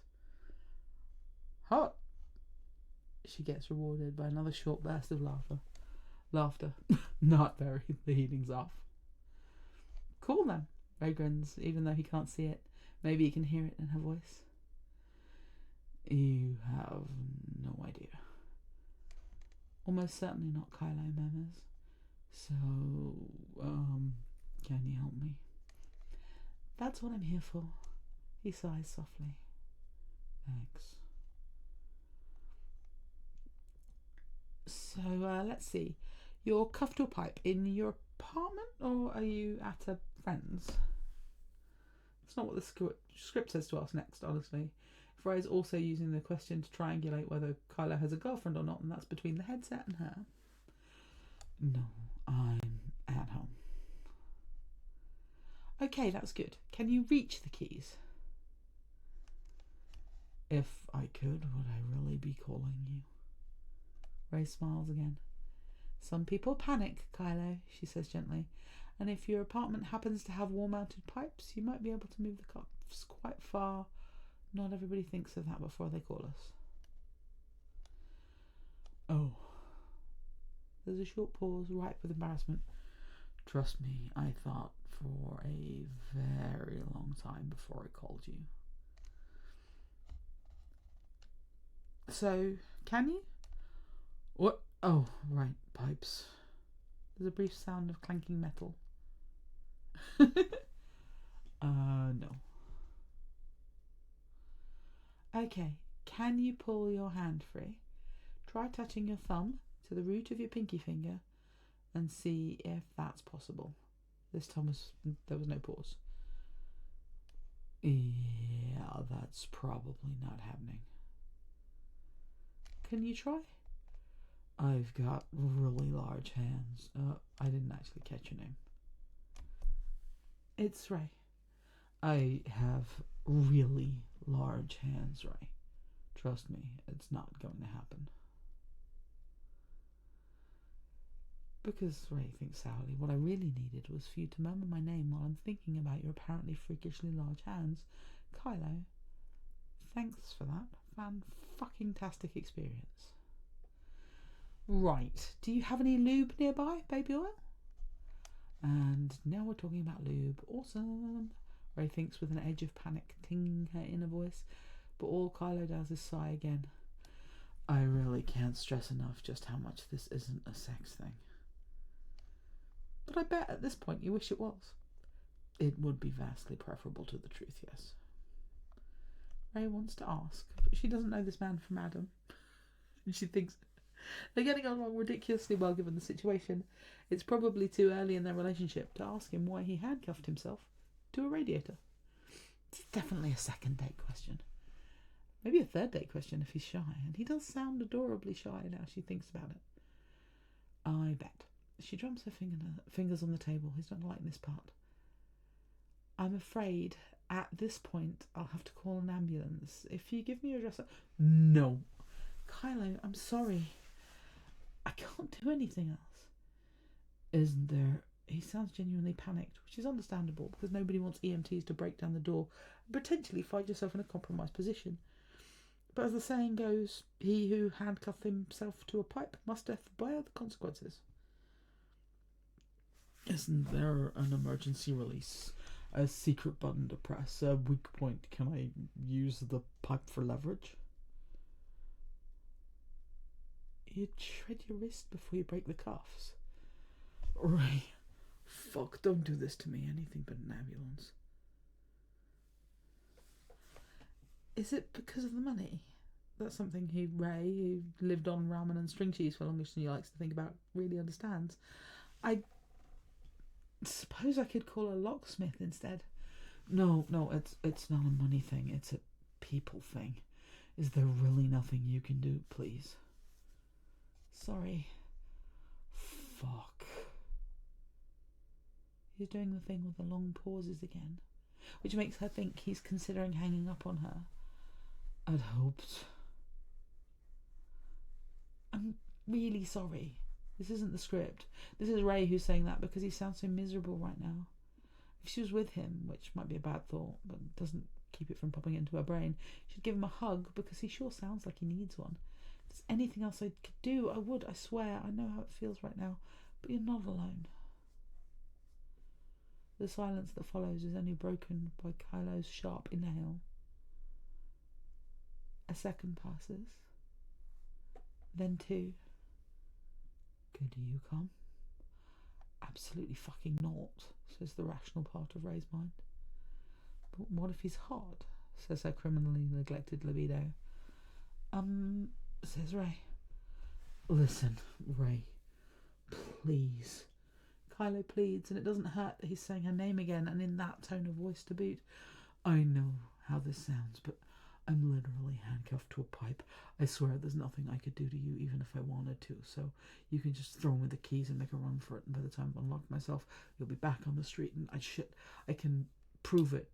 If you give me your number, I'll show you a picture. Ray chews on the inside of her cheek. This is either a genuine attempt to get her help, or B, a really creative way to get her number, or C, a murder attempt. And if she's honest, then she's okay with A and B, and she has a pepper spray in her purse for option C. Okay. Her phone beeps not a minute later, and Ray's actually scared to look at his test, because either he's really hot, or he's not, and Ray's not sure what's going to be worse for her cardiovascular health at this point. Better to keep him in the Schrodinger's cat state of not knowing for a few more seconds. Did you get it? Yeah, she mumbles, fumbling for her phone. The picture seems to take forever to load, and when it does, Ray almost drops the damn thing. Oh. Everything okay? Do I need to set a close-up so you know they're actually locked? I don't know how to prove that I don't have the key. I'm sorry, I didn't think this through. Fuck. I know. I'll just wait for my roommate to come home. He'll be back Monday anyway. I'm sorry, this was crazy, and No, Ray interjects, maybe a little too forcefully. Don't apologise, it's okay. Except that you're really hot and big, and you've got perfect hair that I want to touch, and eyes that I could get lost in, and a mouth that's just fucking sinful. And also, apparently, you're not wearing a shirt, and I'm really fucking screwed because I'm actually thinking of saying yes, which is a problem because saying yes would be fucking sane. I'll come. Oh, I really wouldn't have said that, didn't I? Oh, Kylo says, sounding a little faint. Trust me, I'm as surprised by this as you are. Unlikely, he murmurs, and it makes her laugh. Are you at least wearing pants? After a fashion. You're really trying to sell this to me, huh? Not intentionally, I just want you to know that I won't lie to you. Ray finds that she believes him, but it's all very terrifying and probably stupid, bordering on insane. Shit, I really don't know why I'm doing this, Ray whispers into her microphone. Neither do I, Kylo answers just as softly, but I'm very thankful. Please don't murder me. I won't, I promise. He takes another deep breath. But Ray, there's something you need to know. If he murders you, I'll never speak to you again. Finn's last text reads, It makes her smile, even though she's terrified. Noted. I mean it, Peanut. If I don't hear from you in an hour, I'm calling the cops. Also noted. ILY. Ray smiles, because Finn isn't only her colleague, he's also her best friend, and it's nice that someone cares. She pockets her phone. In front of her looms a nondescript townhouse. She's been standing here long enough for the light drizzle that's been falling all afternoon to soak through her jean jacket and the t-shirt she wears underneath. She's probably cold, but truthfully, she's hardly noticing the temperature, because either she's insane or the man waiting on the second floor apartment is insane, yet somehow, insanely, she's still going inside for a pretty pair of eyes. On a second thought, it's definitely her that's insane. The minute you step through the door, you're probably going to freak out, Kylo had said in a damnably melodramatic soft voice of his, because once you go inside, you're going to see a lot of shit that's hard to explain. So I better tell you now before you call the cops or run. After this kind of build-up, there's all sorts of statements you feel prepared for, like, for example, Ray, I obsessively collect Knight Rider memorabilia. Ray, hey, listen, I have a lot of pictures of you in my flat. I swear there's a reasonable explanation. Ray, I have a dead body in my fridge. But what Kylo had said was, I'm a werewolf, Ray. Which had somehow been worse. But that's what Kylo had said. Which is arguably a very insane thing to say. Okay, so they're both insane. That's not exactly reassuring. And yet Ray is still here, ready to go upstairs with the key she's retrieved from underneath an ordinary pot of rosemary on a very normal-looking doorstep. And yes, she's had a dry spell bigger than Sahara, and Kylo has very pretty eyes, but that still doesn't explain why she is doing this. Except, of course, if the explanation is she's lost her remaining marbles. And that she likes Kylo. She likes a man she's known for less than an hour, of whom she's seen precisely one photo, always assuming that gentle, tall and cuffed to a pipe was actually Kylo himself and not a stock photo off the internet. And that he has a laugh makes her knees turn weak. She's fucked in all possible ways, except the fun ones. And she's apparently really truly going upstairs. Ray clutches her keys in one hand, the pepper spray in the other, and climbs up the stairs. Kylo? In the living room. His voice, if that's possible, sounds even better when it's not filtered through a tinny headset. Ray looks around for a second to get her bearings, to give herself one last chance to turn heel and run, to push down her rising panic. It's a nice flat, airy with high ceilings and wooden floors. The walls are a mix of exposed brick and dark wallpaper. The furniture is all amber-tinted wood, metal and leather upholstery. There's a few black and white prints in the hall, some potted plants of a variety that are hard to kill, a bookshelf, a lamp that probably cost more than her monthly rent. There's a small bowl with keys and some loose change on the table by the door, where Kylo said it would be, and Ray absentmindedly picks up a silver and gold keychain bearing the familiar Resistance logo. She likes his flat, she decides, even if it looks a bit like the interior design was done by the same guy that did the Death Star, only, nicer. It's not unpleasant, just a little dark. Not like a murderer lives here. Which, of course, is exactly what a murderer would want his flat to look like. Are you still here? Yes. Everything okay? Considering running, I wouldn't hold it against you. Ray shivers at the tone of his voice, sincere and soft and a little mournful, all rolled up into one. My roommate is going to free me on Monday. That's 3 days from now. I'll live. A pause. I don't want to frighten you. That ship has sailed, Ray says softly, but he still hears her somehow. Sorry. It's that sorry that does it for her, because she doesn't think he meant for her to hear it either. Ray checks her pepper spray one last time and walks through the next door, and oh, he's definitely chained to a pipe.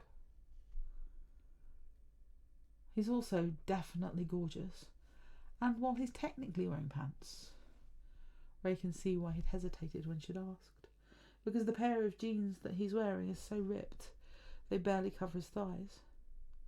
The rest of him is gloriously bare. Long, thick legs, muscular arms, a broad chest that goes on for acres. His face, while strange and angular, is oddly beautiful. Long nose, weak chin, a ridiculously generous mouth. A face that shouldn't work and yet somehow does.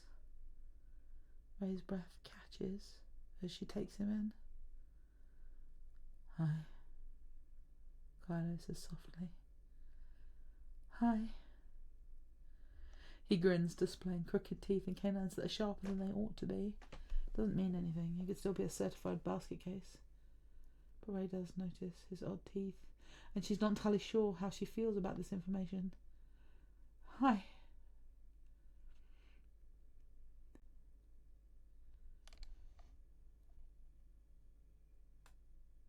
Hi. Are we back to that then? Apparently. His mom turns a little mischievous for a second and then soft again. I wasn't sure you'd come. Oop. I wasn't sure you'd come. Oh yeah. Ray clears her throat and yeah, hard same. She takes in the rest of the room, which looks exactly like Kylo had said, or more like, which is he'd warned her about. There's scraps of fabric easily identifiable as the remains of a t-shirt and roughly 50% of a pair of jeans. Everywhere. The floorboards, which were nice hardwood floors that really didn't deserve it, are torn up in deep gouges in a semicircle around the spot he's chained to. The pipe is slightly bent, but not dramatically so Ray can still see it even in the distance. The windows are blacked out with cardboard, which is really the last thing the room needs to scream murder dungeon in 17 different languages. But Ray somehow left her fear in the hall. Now she just feels faintly curious, slightly shy, maybe a little bit discombobulated, but not afraid. I brought your keys. Kylo nods.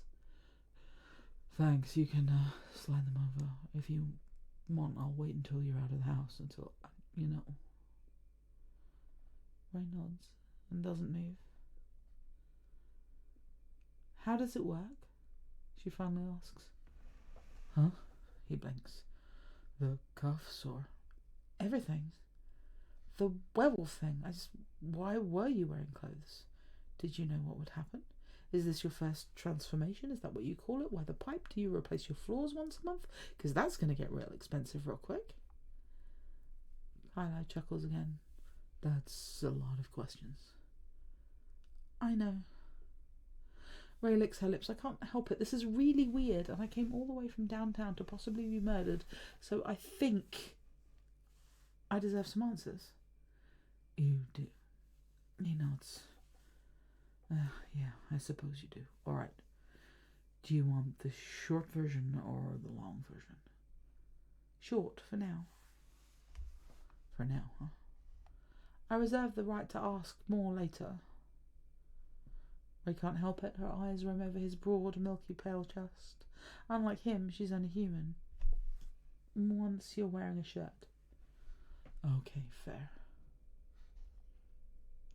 Kylo leans back until he's resting against the wall. I'm a werewolf. I was born a werewolf. I wasn't bitten. My mother and uncle are the same. If I concentrate, I can shift. That's what we call it, at will, at any time. But during the full moon, it's involuntary. It lasts roughly 12 hours, although it's a lot easier to shift than the days before and after.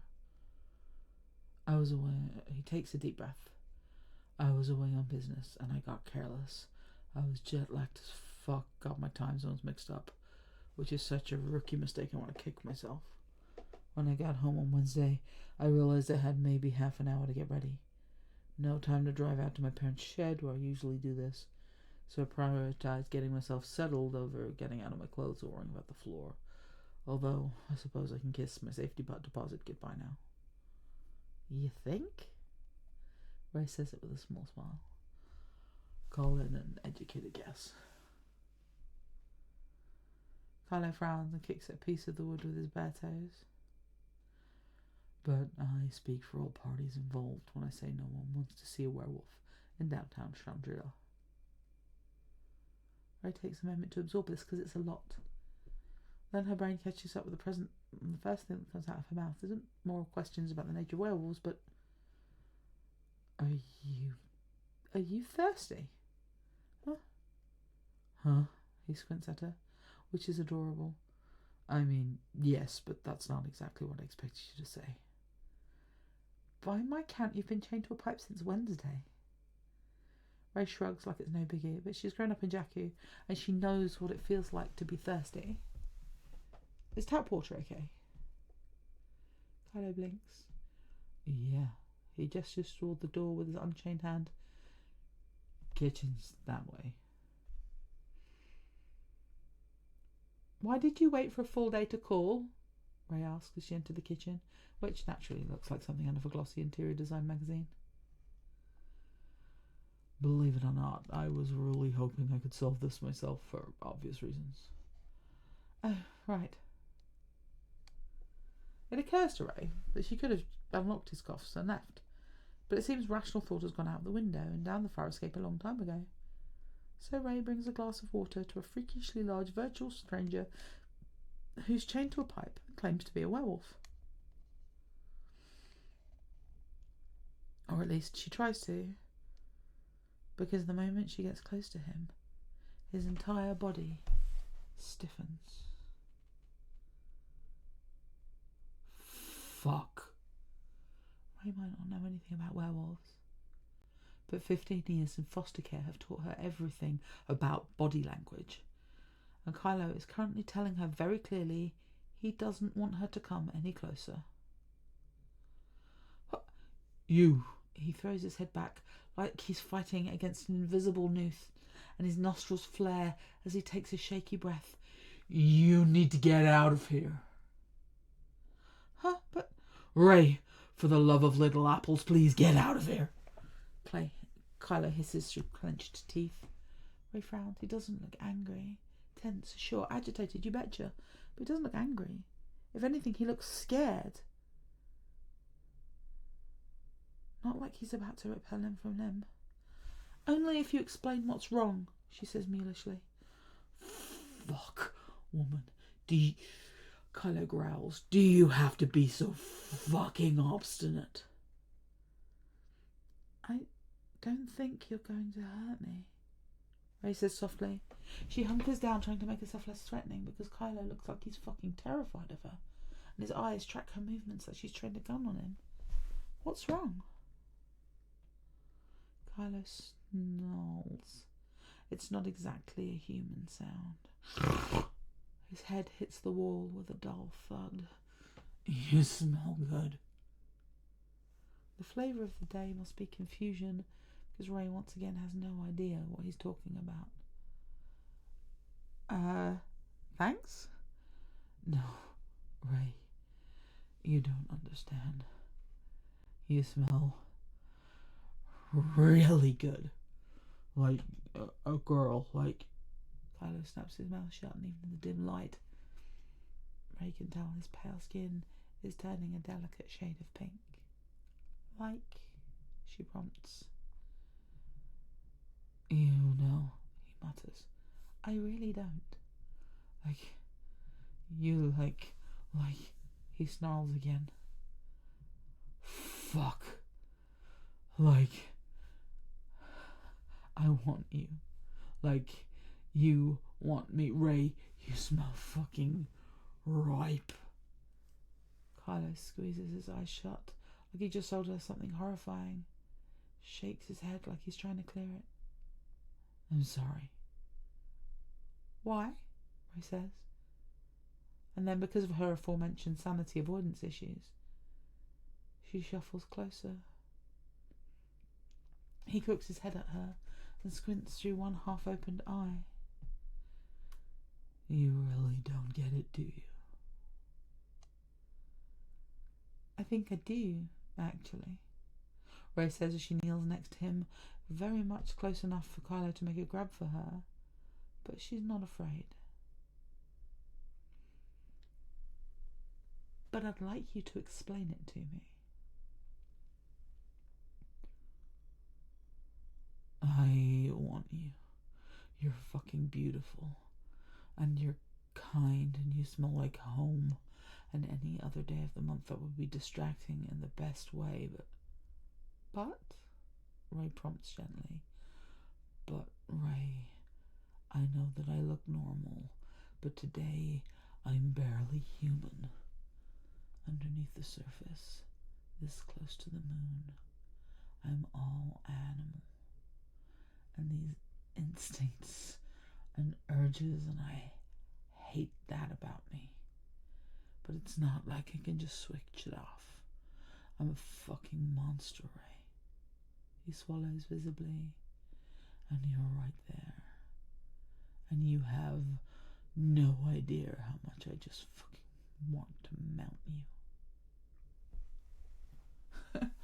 Hi, Mango King.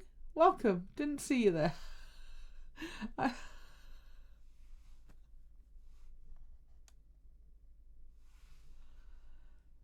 Ray looks at him. His arms, his legs, his neck are all corded with muscle, all as tense as a bowstring. There's a flush on his cheeks that spreads all the way down to his ridiculously broad chest. If he wanted to mount her, then there'd be little she could do against it.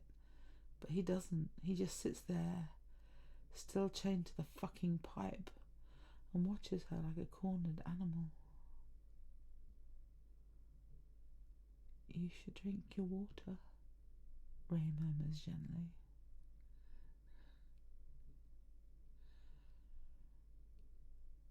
You're insane. Probably. You should run. Now it was Ray's turn to swallow. I don't think I will. Kylo's head thunks against the wall again, like he's trying to use the pain to distract himself. Fuck. Ray, I have your number. Give me a few days. Let me take you out for coffee or for a movie. If you stay, Shit. He jerks, and the metallic clamour of his cuffs scraping against the pipe sounds like a gunshot.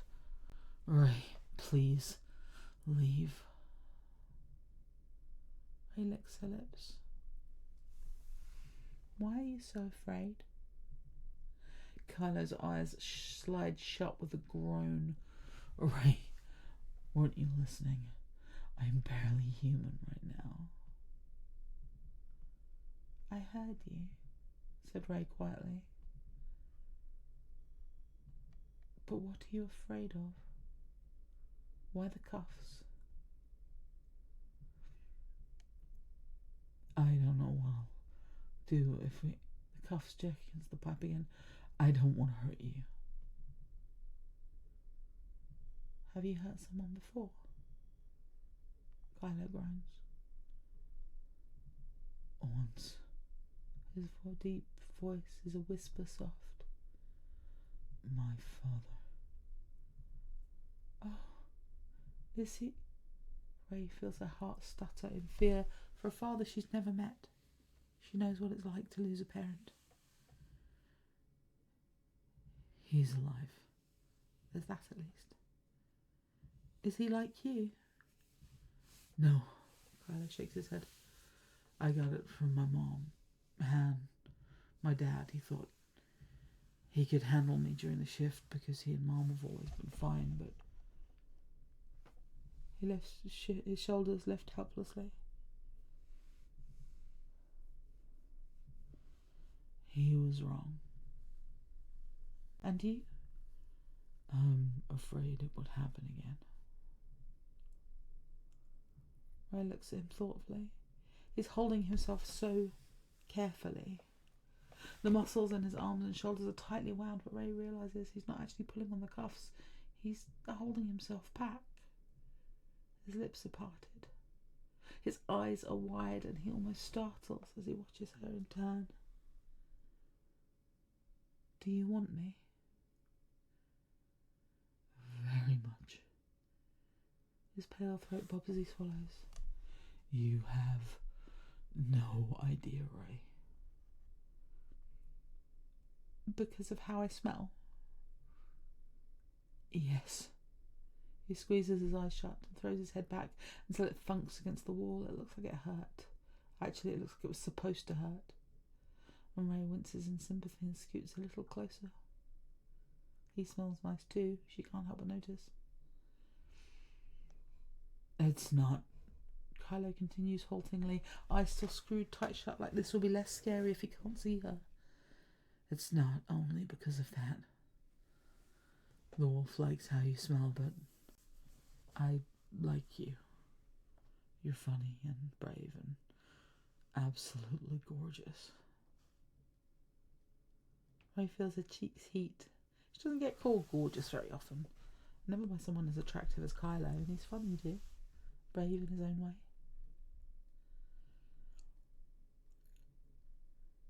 Can you? Her mouth really has no business being this dry. Are you human enough to be gentle? His eyes fly open. Puppy dog eyes, Ray notes, absently, brimming with hope and pain and need. Ray, he stammers and swallows convulsively. We can't. I wouldn't, I swear. Kylo? The way he's tying himself in knots is sweet, but she's had enough. Drink your water. She rests her hand on his sternum to steady either herself or him. Kylo hisses at the contact, and his whole body jerks forward, signalling an end to his self-restraint. But Ray is too distracted by the feel of his skin underneath her palm, smooth and firm and hot, like he's burning up right in front of her. It's something Ray can understand because she's burning too. She brings the glass up to his mouth, and her hand shakes only a reasonable amount given the situation they're both in. But it's okay, he's trembling too. He drinks greedily, and his abdominal muscles jump with a few errant drops spill past his lips. Better? Ray asks once the glass is empty. Still thirsty, he replies tersely. He's not looking at the glass, but at her mouth. His eyes are molten dark pools, nearly all pupil. Ray's always thought this whole horny, blown pupils thing an invention of fan fiction, but either she's never been with a man who wanted her enough, or she's never been with a werewolf. And it doesn't matter. She wants him, and he wants her, and the rest is nothing but semantics. His lips are sinfully soft as they look when she kisses him. Kylo growls into her mouth when her tongue slides against his, and the sound goes straight to her cunt. Fuck. I can smell how wet you are, Ray. There's an audible clank, followed by a wince as Kylo tries to pull her into his lap and fails on account of the handcuffs. Ray, sweetheart, the cuffs, please. In a minute. Ray. In a minute, Ray repeats before she softly bites his lower lip. The chain clanks again. It shouldn't be so hot to see this giant man so helpless and needy, but it is. Ray, please. She shuffles closer and moves to straddle his legs, like the cuff isn't a problem anymore, and his free arm winds around her waist, pulling her flush against him. It should scare her how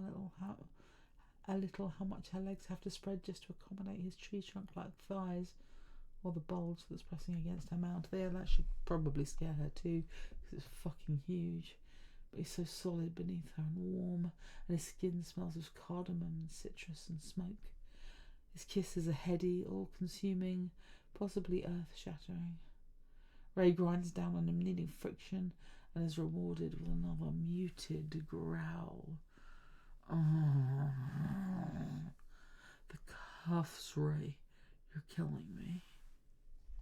She giggles into their messy kiss. Say please. Please. woman. Kylo growls as he bites and nips at her mouth. You're playing with fire. Please fucking untie me. Only if you'll be good, Ray says with a smile. Clank goes the cuffs as he chases her mouth. I'll be good for you, sweetheart, he mumbles groggily. He's moving his hips in small jerky thrusts, grinding against her cunt, and it threatens to make her eyes roll back in her head. Just please, please, Ray. Ray wants to tease him some more, but her cunt somehow feels empty and tight at the same time, and suddenly Ray's not sure if she can take any more teasing. Somehow she's panting without having done anything. Hold on, she murmurs. Hold on a second. It's no accident that she presses her chest into his face when she leans forward to finally unlock the handcuffs. It's also probably no accident when he mouths at her nipple through her t-shirt. Once freed, his other arm loops around her waist too, and he holds her pinned like this as he nuzzles at her chest. Ray squirms against him as he holds her steady. His lips close around her pebbled nipple, and he sucks noisily, wetting the cotton of her shirt. She lets out a shaky moan. I know this. Shut up. Kylo growls while he nuzzles her other breath, the vibrations threatening to make her dizzy. These tits. Fuck, Ray, your tits are fucking perfect. This needs to come off. Oh! Her coercion gets lost when Kylo picks her up in one smooth movement, like she weighs less than a feather cushion. Bedroom, he says, too busy licking and sucking her chest to bother with long explanations, and the next thing Ray knows is that she's lying on a soft comforter. Kylo hovers above her, holding himself on his forearms. He already looked fucking large when he was sitting on the ruins of his hardwood floor, but like this he seems positively gargantuan and thick. Ray's cunt throbs as she thinks of what other parts of him might be thick, and the thought makes her knickers dampen further. By his smile, he knows exactly what just happened.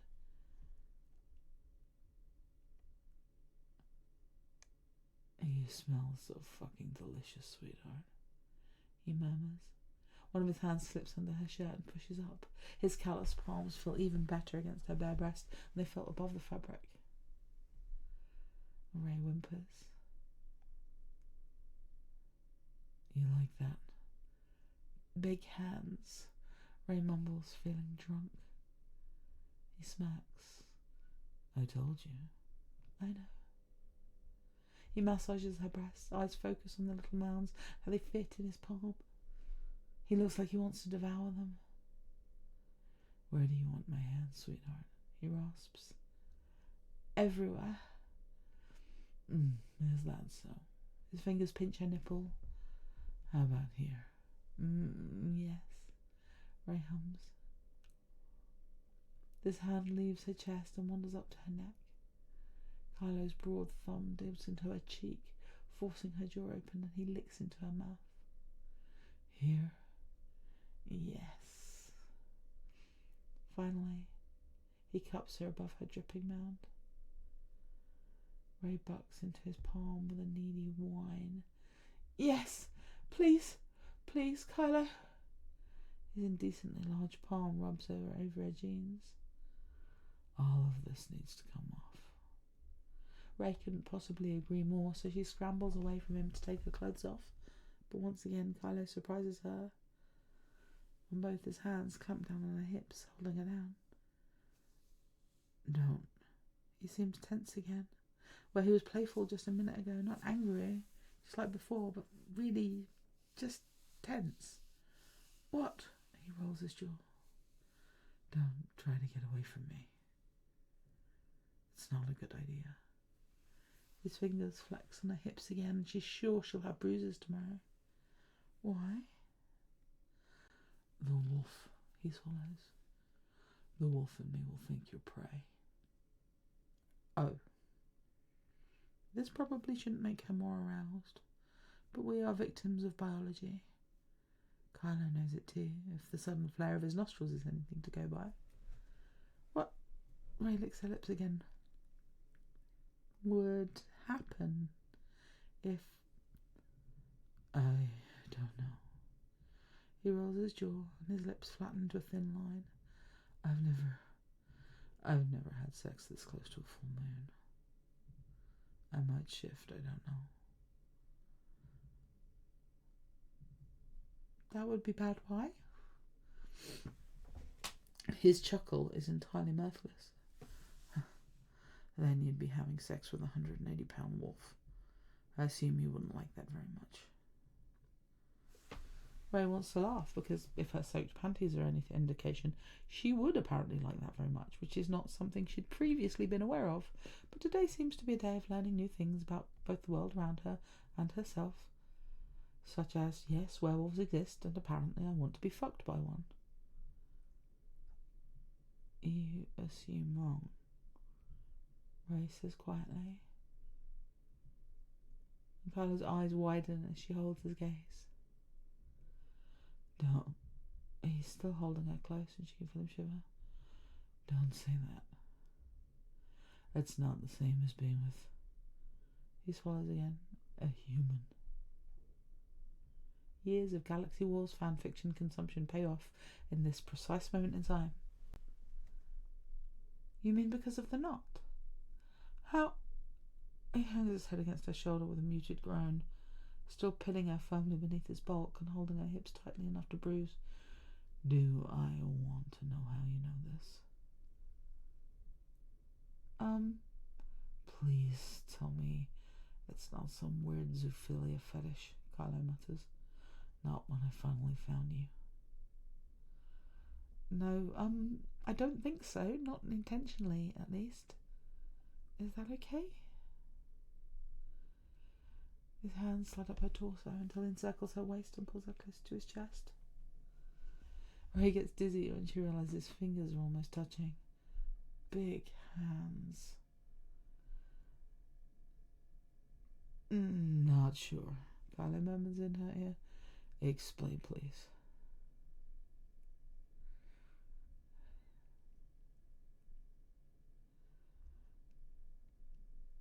If at any point you particularly like a line, you can click on the little clapperboard, or you can take a clip of it, and you can add that, like that clip. You will create a link, which you can then put on the fic, or you can share as part of sharing the fic if you would like. So if there's a particular line that you enjoy, there's a couple I want to chat to you about the end about how I've chosen to present them and whether you like it. So. I read fan fiction. Werewolf fan fiction is crazy popular. To be honest, I never quite saw the appeal before today. I never thought she snorts. I'd be in this position because I didn't think any of it was real. Up until an hour ago, I've never thought about actually shagging a werewolf because I thought things like you were a fairy tale, and I never thought about shagging a wolf because if we set the worry about losing a limb aside for a minute, I can't imagine having sex with something that doesn't understand me, something that doesn't have feelings. Or at least no feelings in the human sense of the word.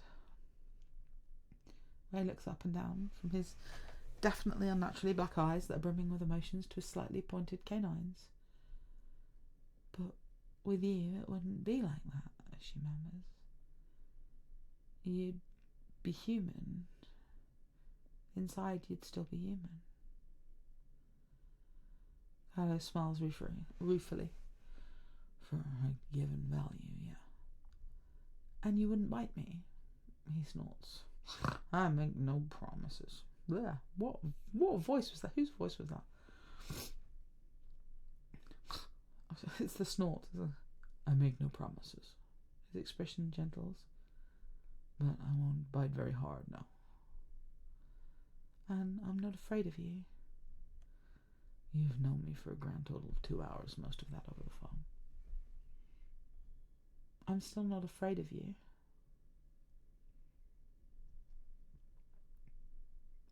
He kisses her, much more softly than before. Maybe I'm a little afraid of myself, little human. So, please don't run, alright? Ray nods because Kylo's looking at her so intensely, she's not sure if she could speak.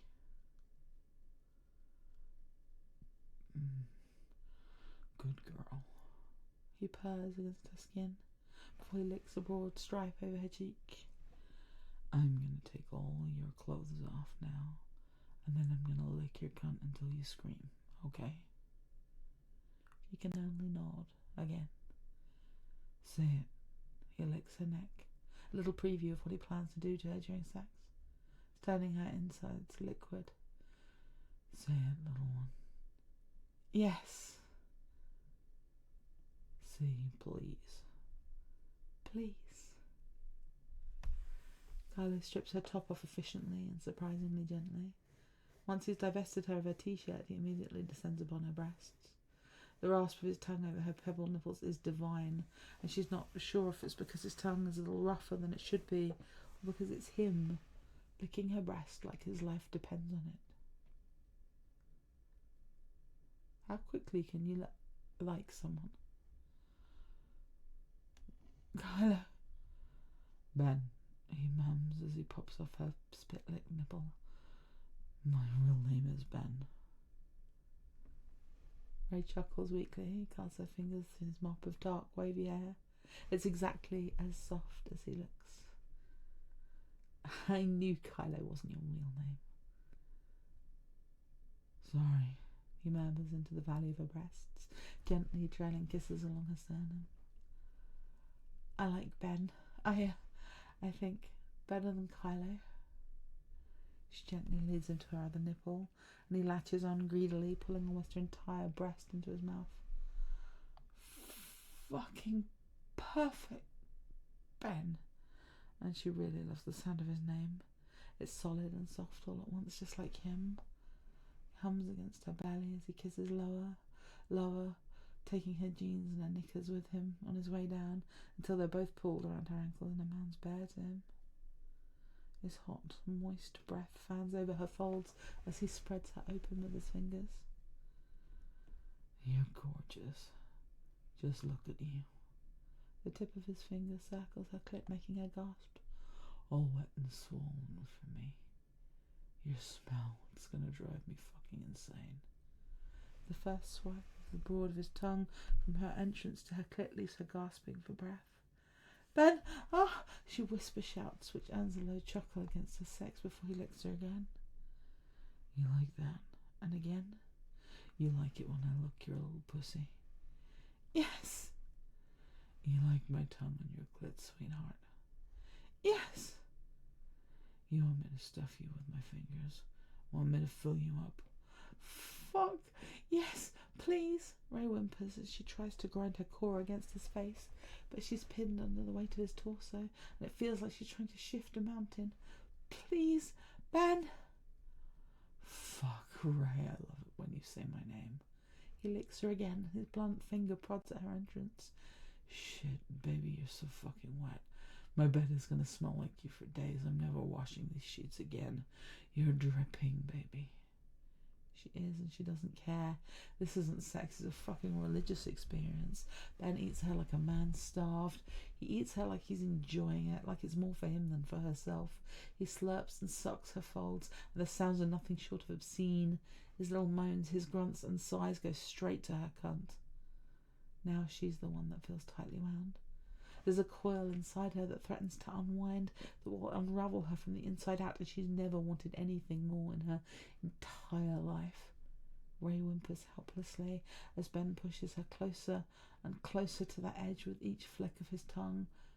But what pushes her over the edge, though, is when Ray props herself up on her elbows, and she sees his dark mop of hair bob between her thighs. When she sees how his own hips grind into the mattress rhythmically, desperately seeking relief. When she hears him moan into her cunt. Oh, God, Ben, fuck, Ben! Her orgasm rips through her like a lightning bolt.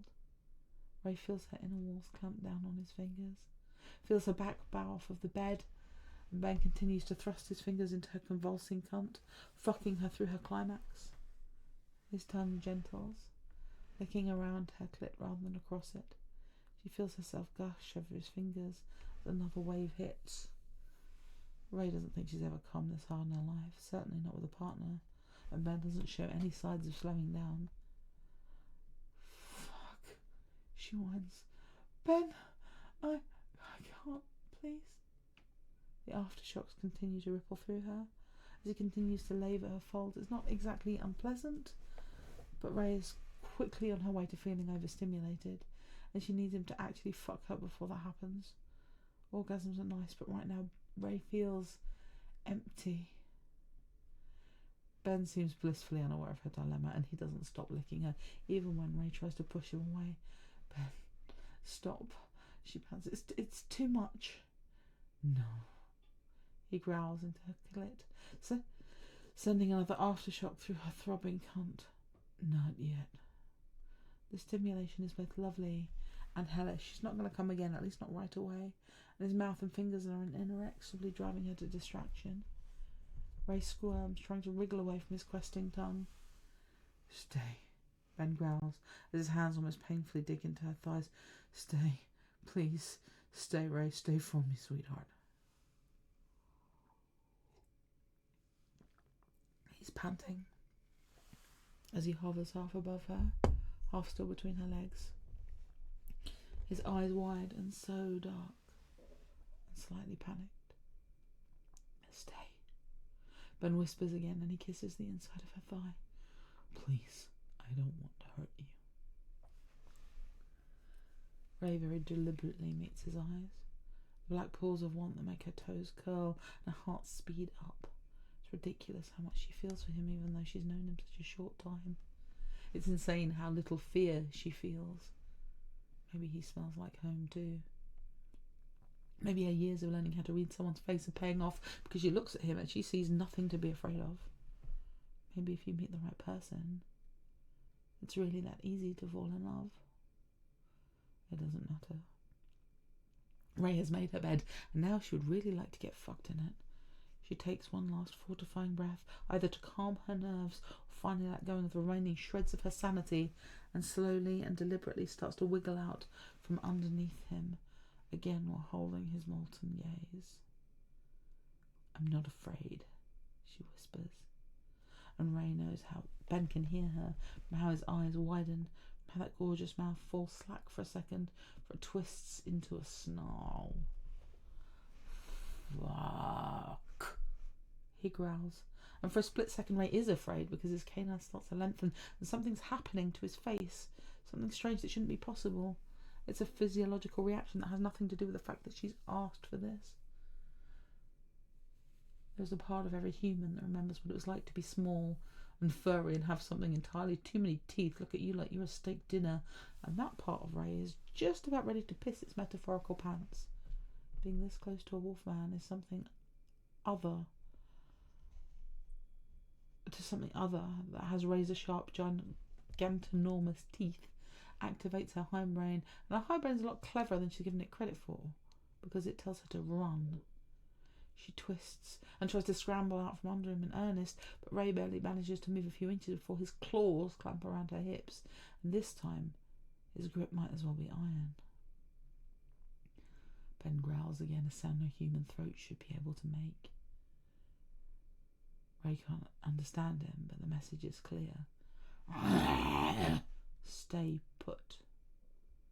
He lowers his head between her buttocks, and coarse fur brushes against her skin. Ben's snout is wet and cold as he drags his nose across the cleft, and his breath is searing hot. He inhales deeply, savouring her scent, and then he licks her. His tongue is broader, rougher, longer. He licks at her folds, at her opening, long, slow swipes from her clit up to her arsehole, again and again, before suddenly he pushes his tongue inside her cunt. And then he licks there, on the inside, in and out, slowly at first, and then faster. And before Ray knows it, she feels another orgasm build. He growls, and the vibrations and the feeling of his hot breath as it fans over her folds almost send her into orbit. The sensation of being fucked by a tongue is so strange and so fucking much. And before she knows it, she's coming harder than the first time. Her orgasm rips through her with a scream, and Ben does not let up. He just licks her through the aftershocks until she's gushing all over his tongue, and then he licks that up too, like he's a dying man in the desert. Ray probably would have collapsed on the bed in a blissed out puddle if he hadn't been holding her up with his paws. Not hands anymore, Those are claws digging into her hips. Long, sharp claws that don't pierce her skin, but she feels they could if he wanted to. And the thought makes her shiver. Ben withdraws his tongue, licking once around her hole to clean her up, and then he covers her. The body is the same, but also different. Still as heavy as he was before, but broader somehow. More compact and covered in coarse, short fur. She tries to look at him, but his teeth gently clamp down on her shoulder. Stay put. And then she feels it. His cock nudging at her entrance. Ray didn't get a proper look at him in his human form. Something she'll have to remedy at some point soon, but whatever is pressing against her slit is bigger than she expected. On the first thrust, he slips past her opening and slides roughly against her clit. The unexpected friction sends a jolt through her body, and his teeth clamp down in warning. He snarls, and his breath is hot against her neck. He really doesn't want her to move. Ben pulls back and tries again. This time he doesn't miss. The tip slides inside her, and he's entering her in a small, sharp thrusts. And fuck, his cock is huge. Pants above her, with his hips pissing relentlessly, working her open. The stretch is insane, and he's not even fully inside her. Ray hisses, "Go slow." He growls and continues fucking her. It doesn't quite hurt, but it's not pleasant either. Ray feels her cunt constrict around his shaft, trying to stop the intrusion. Fuck, Ray hisses again. "Go slow, Ben. Slow, please." She hopes that the rumble in his chest is affirmative, and the next thing she knows, his hips have stilled. He holds himself barely notched inside for a few seconds and pants like a racehorse. Ray thinks she can feel his frantically beating pulse in his cock. His fingers flex as he tried to hold himself still before he growls softly and pulls his hips back a fraction of an inch. It's still a lot, but he's going slow. He's trying to be soft for her. That thought alone sends a renewed rush of wetness to her cunt. Ben is strong enough to break her clean in two, and he's trying to be so gentle. The thick head of his cock slides into her channel at a torturous pace. Torturous because she needs to feel full, needs to feel stuffed by him, has never needed anything more in her life, and torturous because her walls struggle to accommodate his girth and his length. He keeps pushing him with slow pulses of his hips, further and further. He's still not fully sheathed. It feels like he's splitting her right in two. "Ben," Ray whimpers, and he freezes at once, lets his tongue lick at her neck, the same broad, slow strokes that he used on her cunt. It feels both odd and oddly relaxing. He whines lowly, which is probably his equivalent of saying, "I'm sorry." "Okay." Ray rushes to reassure him. "I'm all right. It's just a lot. I need a little break, okay? Then I want you to fuck me silly." He barks. It's not loud, more akin to strange little bark like hiccups than full-throated bark, and it takes Ray a moment to realise he's laughing. "I mean it," Ray grumbles. "It's not funny." Ray looks at her neck again, at the side of her face, everything he can reach, and this is somehow simultaneously the strangest, sweetest and hottest experience of her entire life. After a minute or two, Ray wriggles her hips experimentally, and it's better now. The unpleasant stretched feeling has receded. What's left is an overwhelming feeling of fullness, of rightness, like he fits perfectly inside and out. You can move again." He does, sliding out a few inches before he pushes back in. She feels his hips flex and work above her, feels his stomach muscles contract with each slow, measured thrust. More. Ray bows her back, which is the only thing she can do to encourage him to thrust faster, since he's still holding her hips tightly enough to bruise. I'm not breakable." Ben huffs again. His hot breath fans across the split, slick skin of her nape, but he obeys. His forelegs, arms tighten around her waist. He pulls her down on his cock, pushes himself as deep as he can go with a quick snap of his hips until his pelvis is flush with her arse. Then he does it again and again. His balls slap against her clit with each snap of his hips. Ray feels her eyes roll back in her head. Fuck, Ray moans. You feel so good, so deep. Ben growls again like he agrees and speeds up his thrusts. He's so deep she can feel his cock nudge places inside her no one has ever touched before. She can feel every ridge and vein on his shaft. It's not that different from a human cock. Not really, except he's bigger. But given that human Ben is built like a tree, Ray is willing to guess that's a permanent feature, no matter what he currently looks like. And, of course, there's his knot. She can feel it even now, a slightly thicker, rougher patch at the base of his cock. On every push and pull, it catches slightly on her entrance. Even now, she can feel it start to swell with each swap of his hips. Ben is licking at her neck again, a gesture that Ray is beginning to recognise as encouraging. She didn't think she could come again, but here she is. The telltale tingle at the base of her spine is back, because it doesn't fucking matter what from Ben has. He's filling her so well, and he smells so good. He surrounds her completely with his warmth and his weight. His short laboured breaths fill her ear as he speeds up further and slips a little deeper still. He's stroking every inch inside of her, fitting her like his cock was made to fill her up. He feels fucking fantastic. Fucking him feels fantastic. Don't stop, Ray stutters. Please, please don't stop. Please, please, please. Fuck, Ben, fuck. You feel so good inside me, Ben. You're doing so good. The room is filled with the sound of rhythmic slapping as his hips stutter against hers. His breath is coming in small, needy pants and whines, and it makes her shiver to be wanted so much. Oh, God, Ben. Ray whines as she tries to fuck herself back on him, desperate for more friction. Don't stop. I'm so close. I'm so close. You feel me so well. Her arms are shaking from the strain of holding herself up, and her thighs are quivering. She is so fucking close.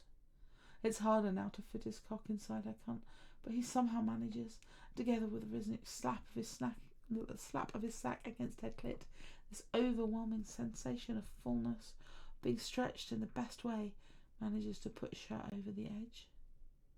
Ray is shaking as she collapses into his forearms with a scream, and her orgasm tears through her. Ben makes a startled sound when her walls come down on his length. He redoubles his efforts, fucking her through a peak, and there's suddenly no more give, as his knot locks him firmly inside her, as he pushes and pushes deeper and deeper and deeper, with short, sharp snaps of his hips, and he's whining and panting. His fingers are digging into her hips, dragging her back on his cock.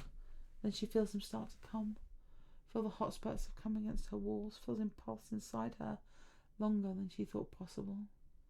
And he makes a sound that's close enough to a howl, but Ray hopes his apartment has good noise insulation, because otherwise that'll be fun to explain to the neighbours. His howl turns into a soft whimper. He collapses on top of her, still thrusting almost frantically. His snout is at her nape, and then his teeth clamp down on her neck. It's a proper bite, the kind that breaks the skin. The pain is unexpected and irrationally fucking hot. She groans as she spasms around his pulsing length, too wrung out to properly come again. Ben whines again, and his teeth withdraw, only to be replaced by his tongue. He's apologetic, she thinks. He's sorry that he bit her. It's okay, she murmurs. It's all right, man. It's kind of hot. He laughs, barks again, carefully rolls them both to the side. Surprisingly hard to manoeuvre when your partner is literally stuck inside you, which he is, now that his knot is popped. Neither of them can shift an inch. Ray is interested to know how long the situation will last, because at some point she has to text Finn and tell him that a mystery caller didn't murder her, and also that she fucked him until he made her see stars, but that is a problem for future Ray. And now Ben continues to sporadically twitch inside her as he pulses his hips against her ass.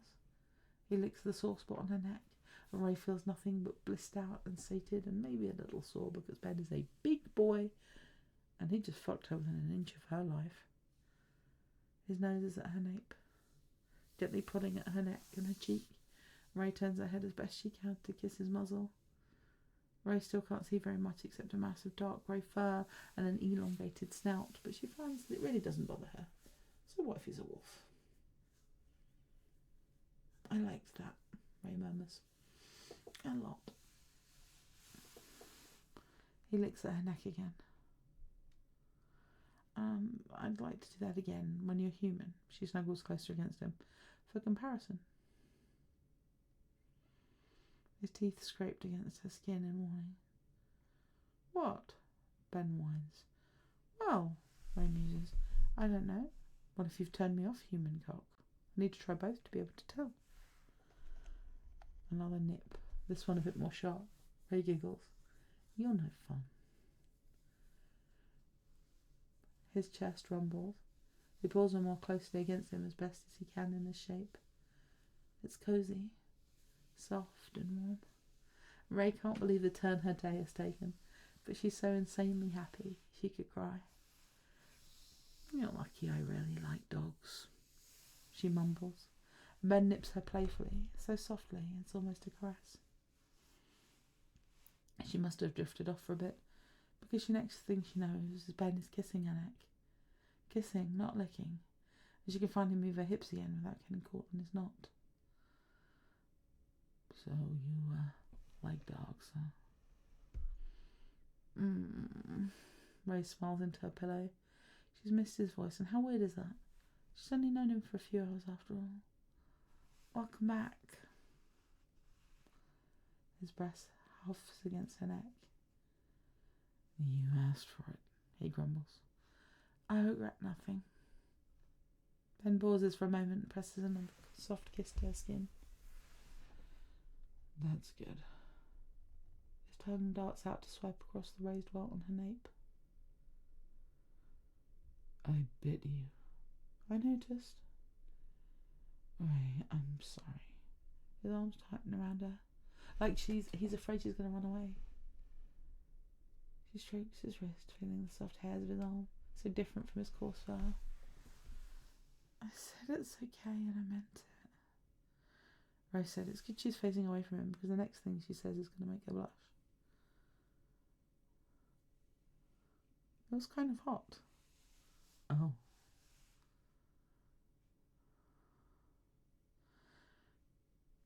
Did it mean anything? That's the fanfic brain rot talking. But now the thought has lodged itself in her mind as she has to ask. Oh, which part? The sex? Yes, of course. He pulls her closer against his chest. As you can imagine, I don't really do hookups. Also monogamous. Ray's mouth runs dry if she absorbs that bit of information. She doesn't mind. She's halfway in love with him as it is, but it's still a lot. And the bite? Ben freezes, which tells her enough, but she patiently lets him gather his thoughts. He buries his face in her nape, and his breath is warm and moist against her skin. He's scenting her, she realises, like he needs to breathe all of her in before she disappears. His fingers play against her stomach, stroking her belly. It's somehow more intimate than when he was stuck inside her. Yeah, he finally says. I'm sorry, I didn't mean to. It just happened. He sounds so vulnerable that Ray wriggles until she turned around. She's finally facing him. He's crying. She realises with the start.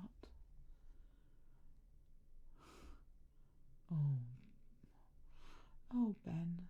She cups his cheek. He nuzzles into her palm. It's okay. It's probably temporary. It'll fade if I don't see you for a while. He chuckles wetly. I swear you don't have to marry me. She leans forward to kiss him, which he half-heartedly returns. That does seem premature. We only officially met an hour ago. You don't even know my last name. Although I suppose that's irrelevant if we're getting hitched. He chuckles again. I'm sorry. His lips close her again. You already said that, you know.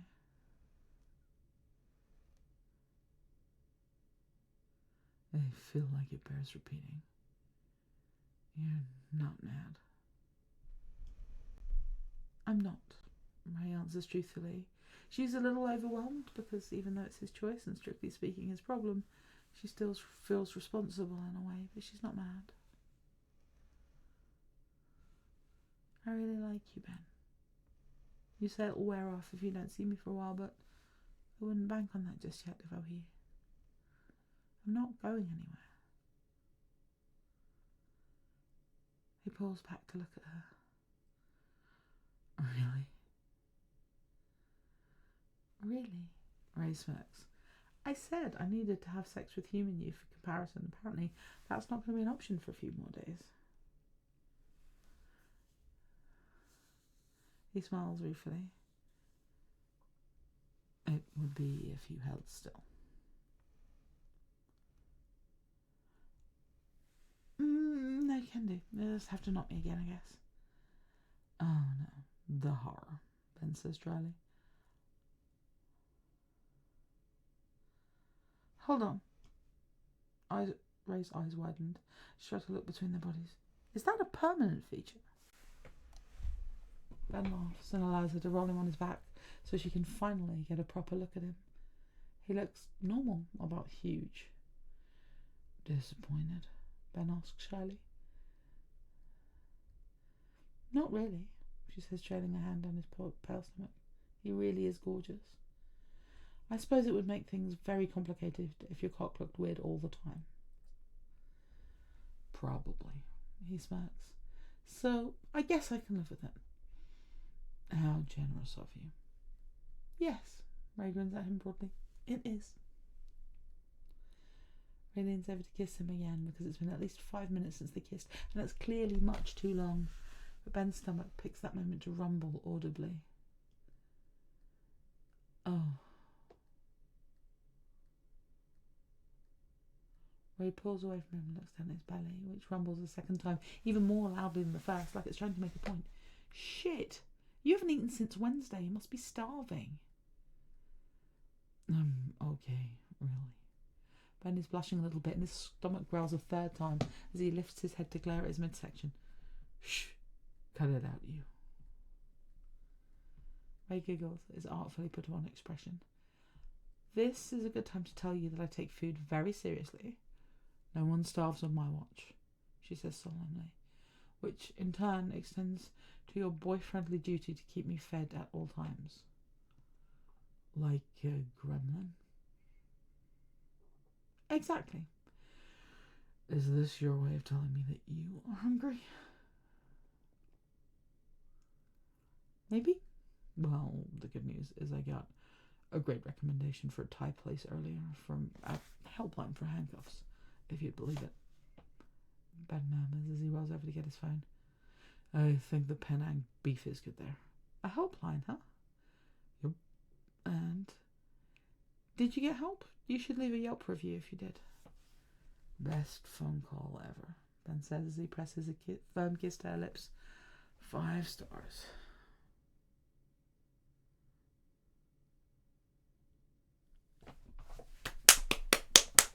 Thank you very much, Lemmy. It's lovely to see you, Lundberg, but I am 48 minutes past the end of my stream, so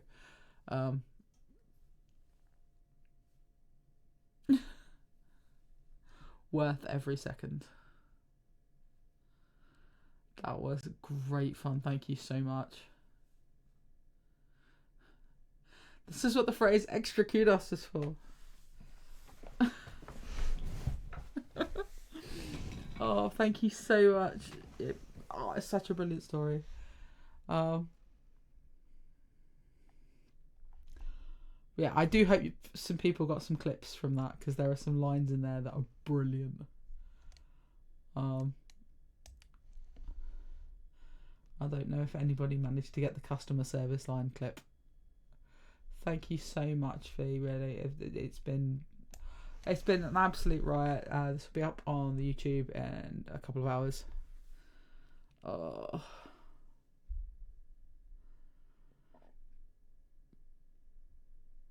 I didn't know you could go back and do it from the I didn't know you could do it that way.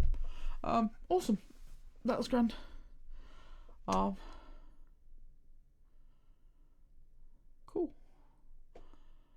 Oh wow. It's catching up with me now. It's like 2 o'clock in the morning where I am. Same. I also have no regrets. No regrets.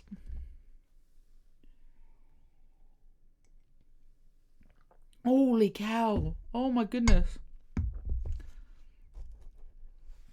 I didn't realise it was even later for you. Oh well, I'm glad you enjoyed it. I'm sorry I kept you up so late.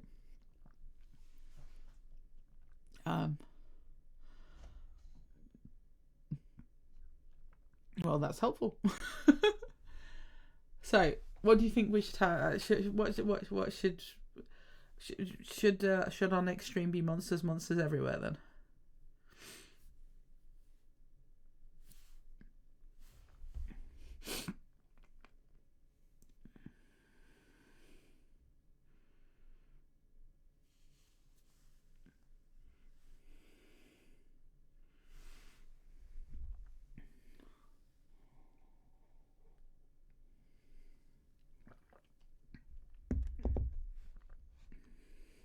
Well, Dampier was sad that I said werewolves and not all the other monsters, so.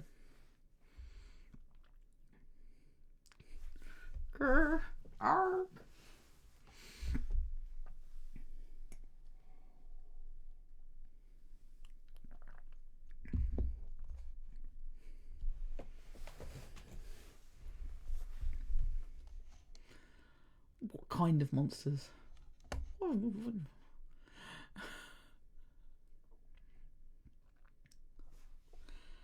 But before we knew that he was he was a bad man, Dampier, I did used to have a Whedon is God t-shirt.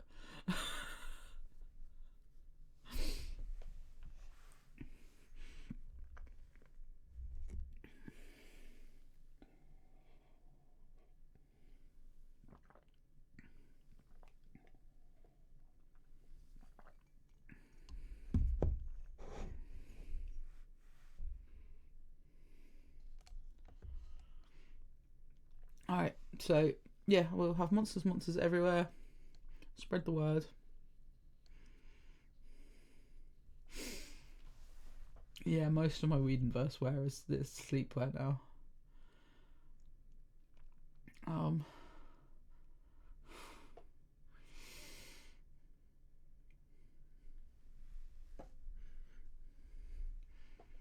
My Jane Bear lives on a shelf. Yay! Oh. Right, okay, I'm gonna.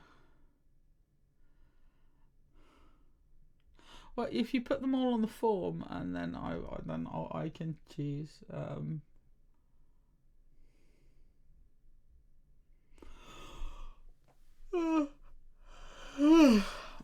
No. Good night, everybody. Thank you so much. I would totally let the werewolves buy it, 100%. I'm not gonna lie. You can watch it on Twitch, or it'll be up on YouTube shortly. And yeah, feel free to clip bits, and feel free to send people across to listen to the stream in any of those places. It's all good. Yeah, we will see you on Saturday. Monster everywhere. Good night.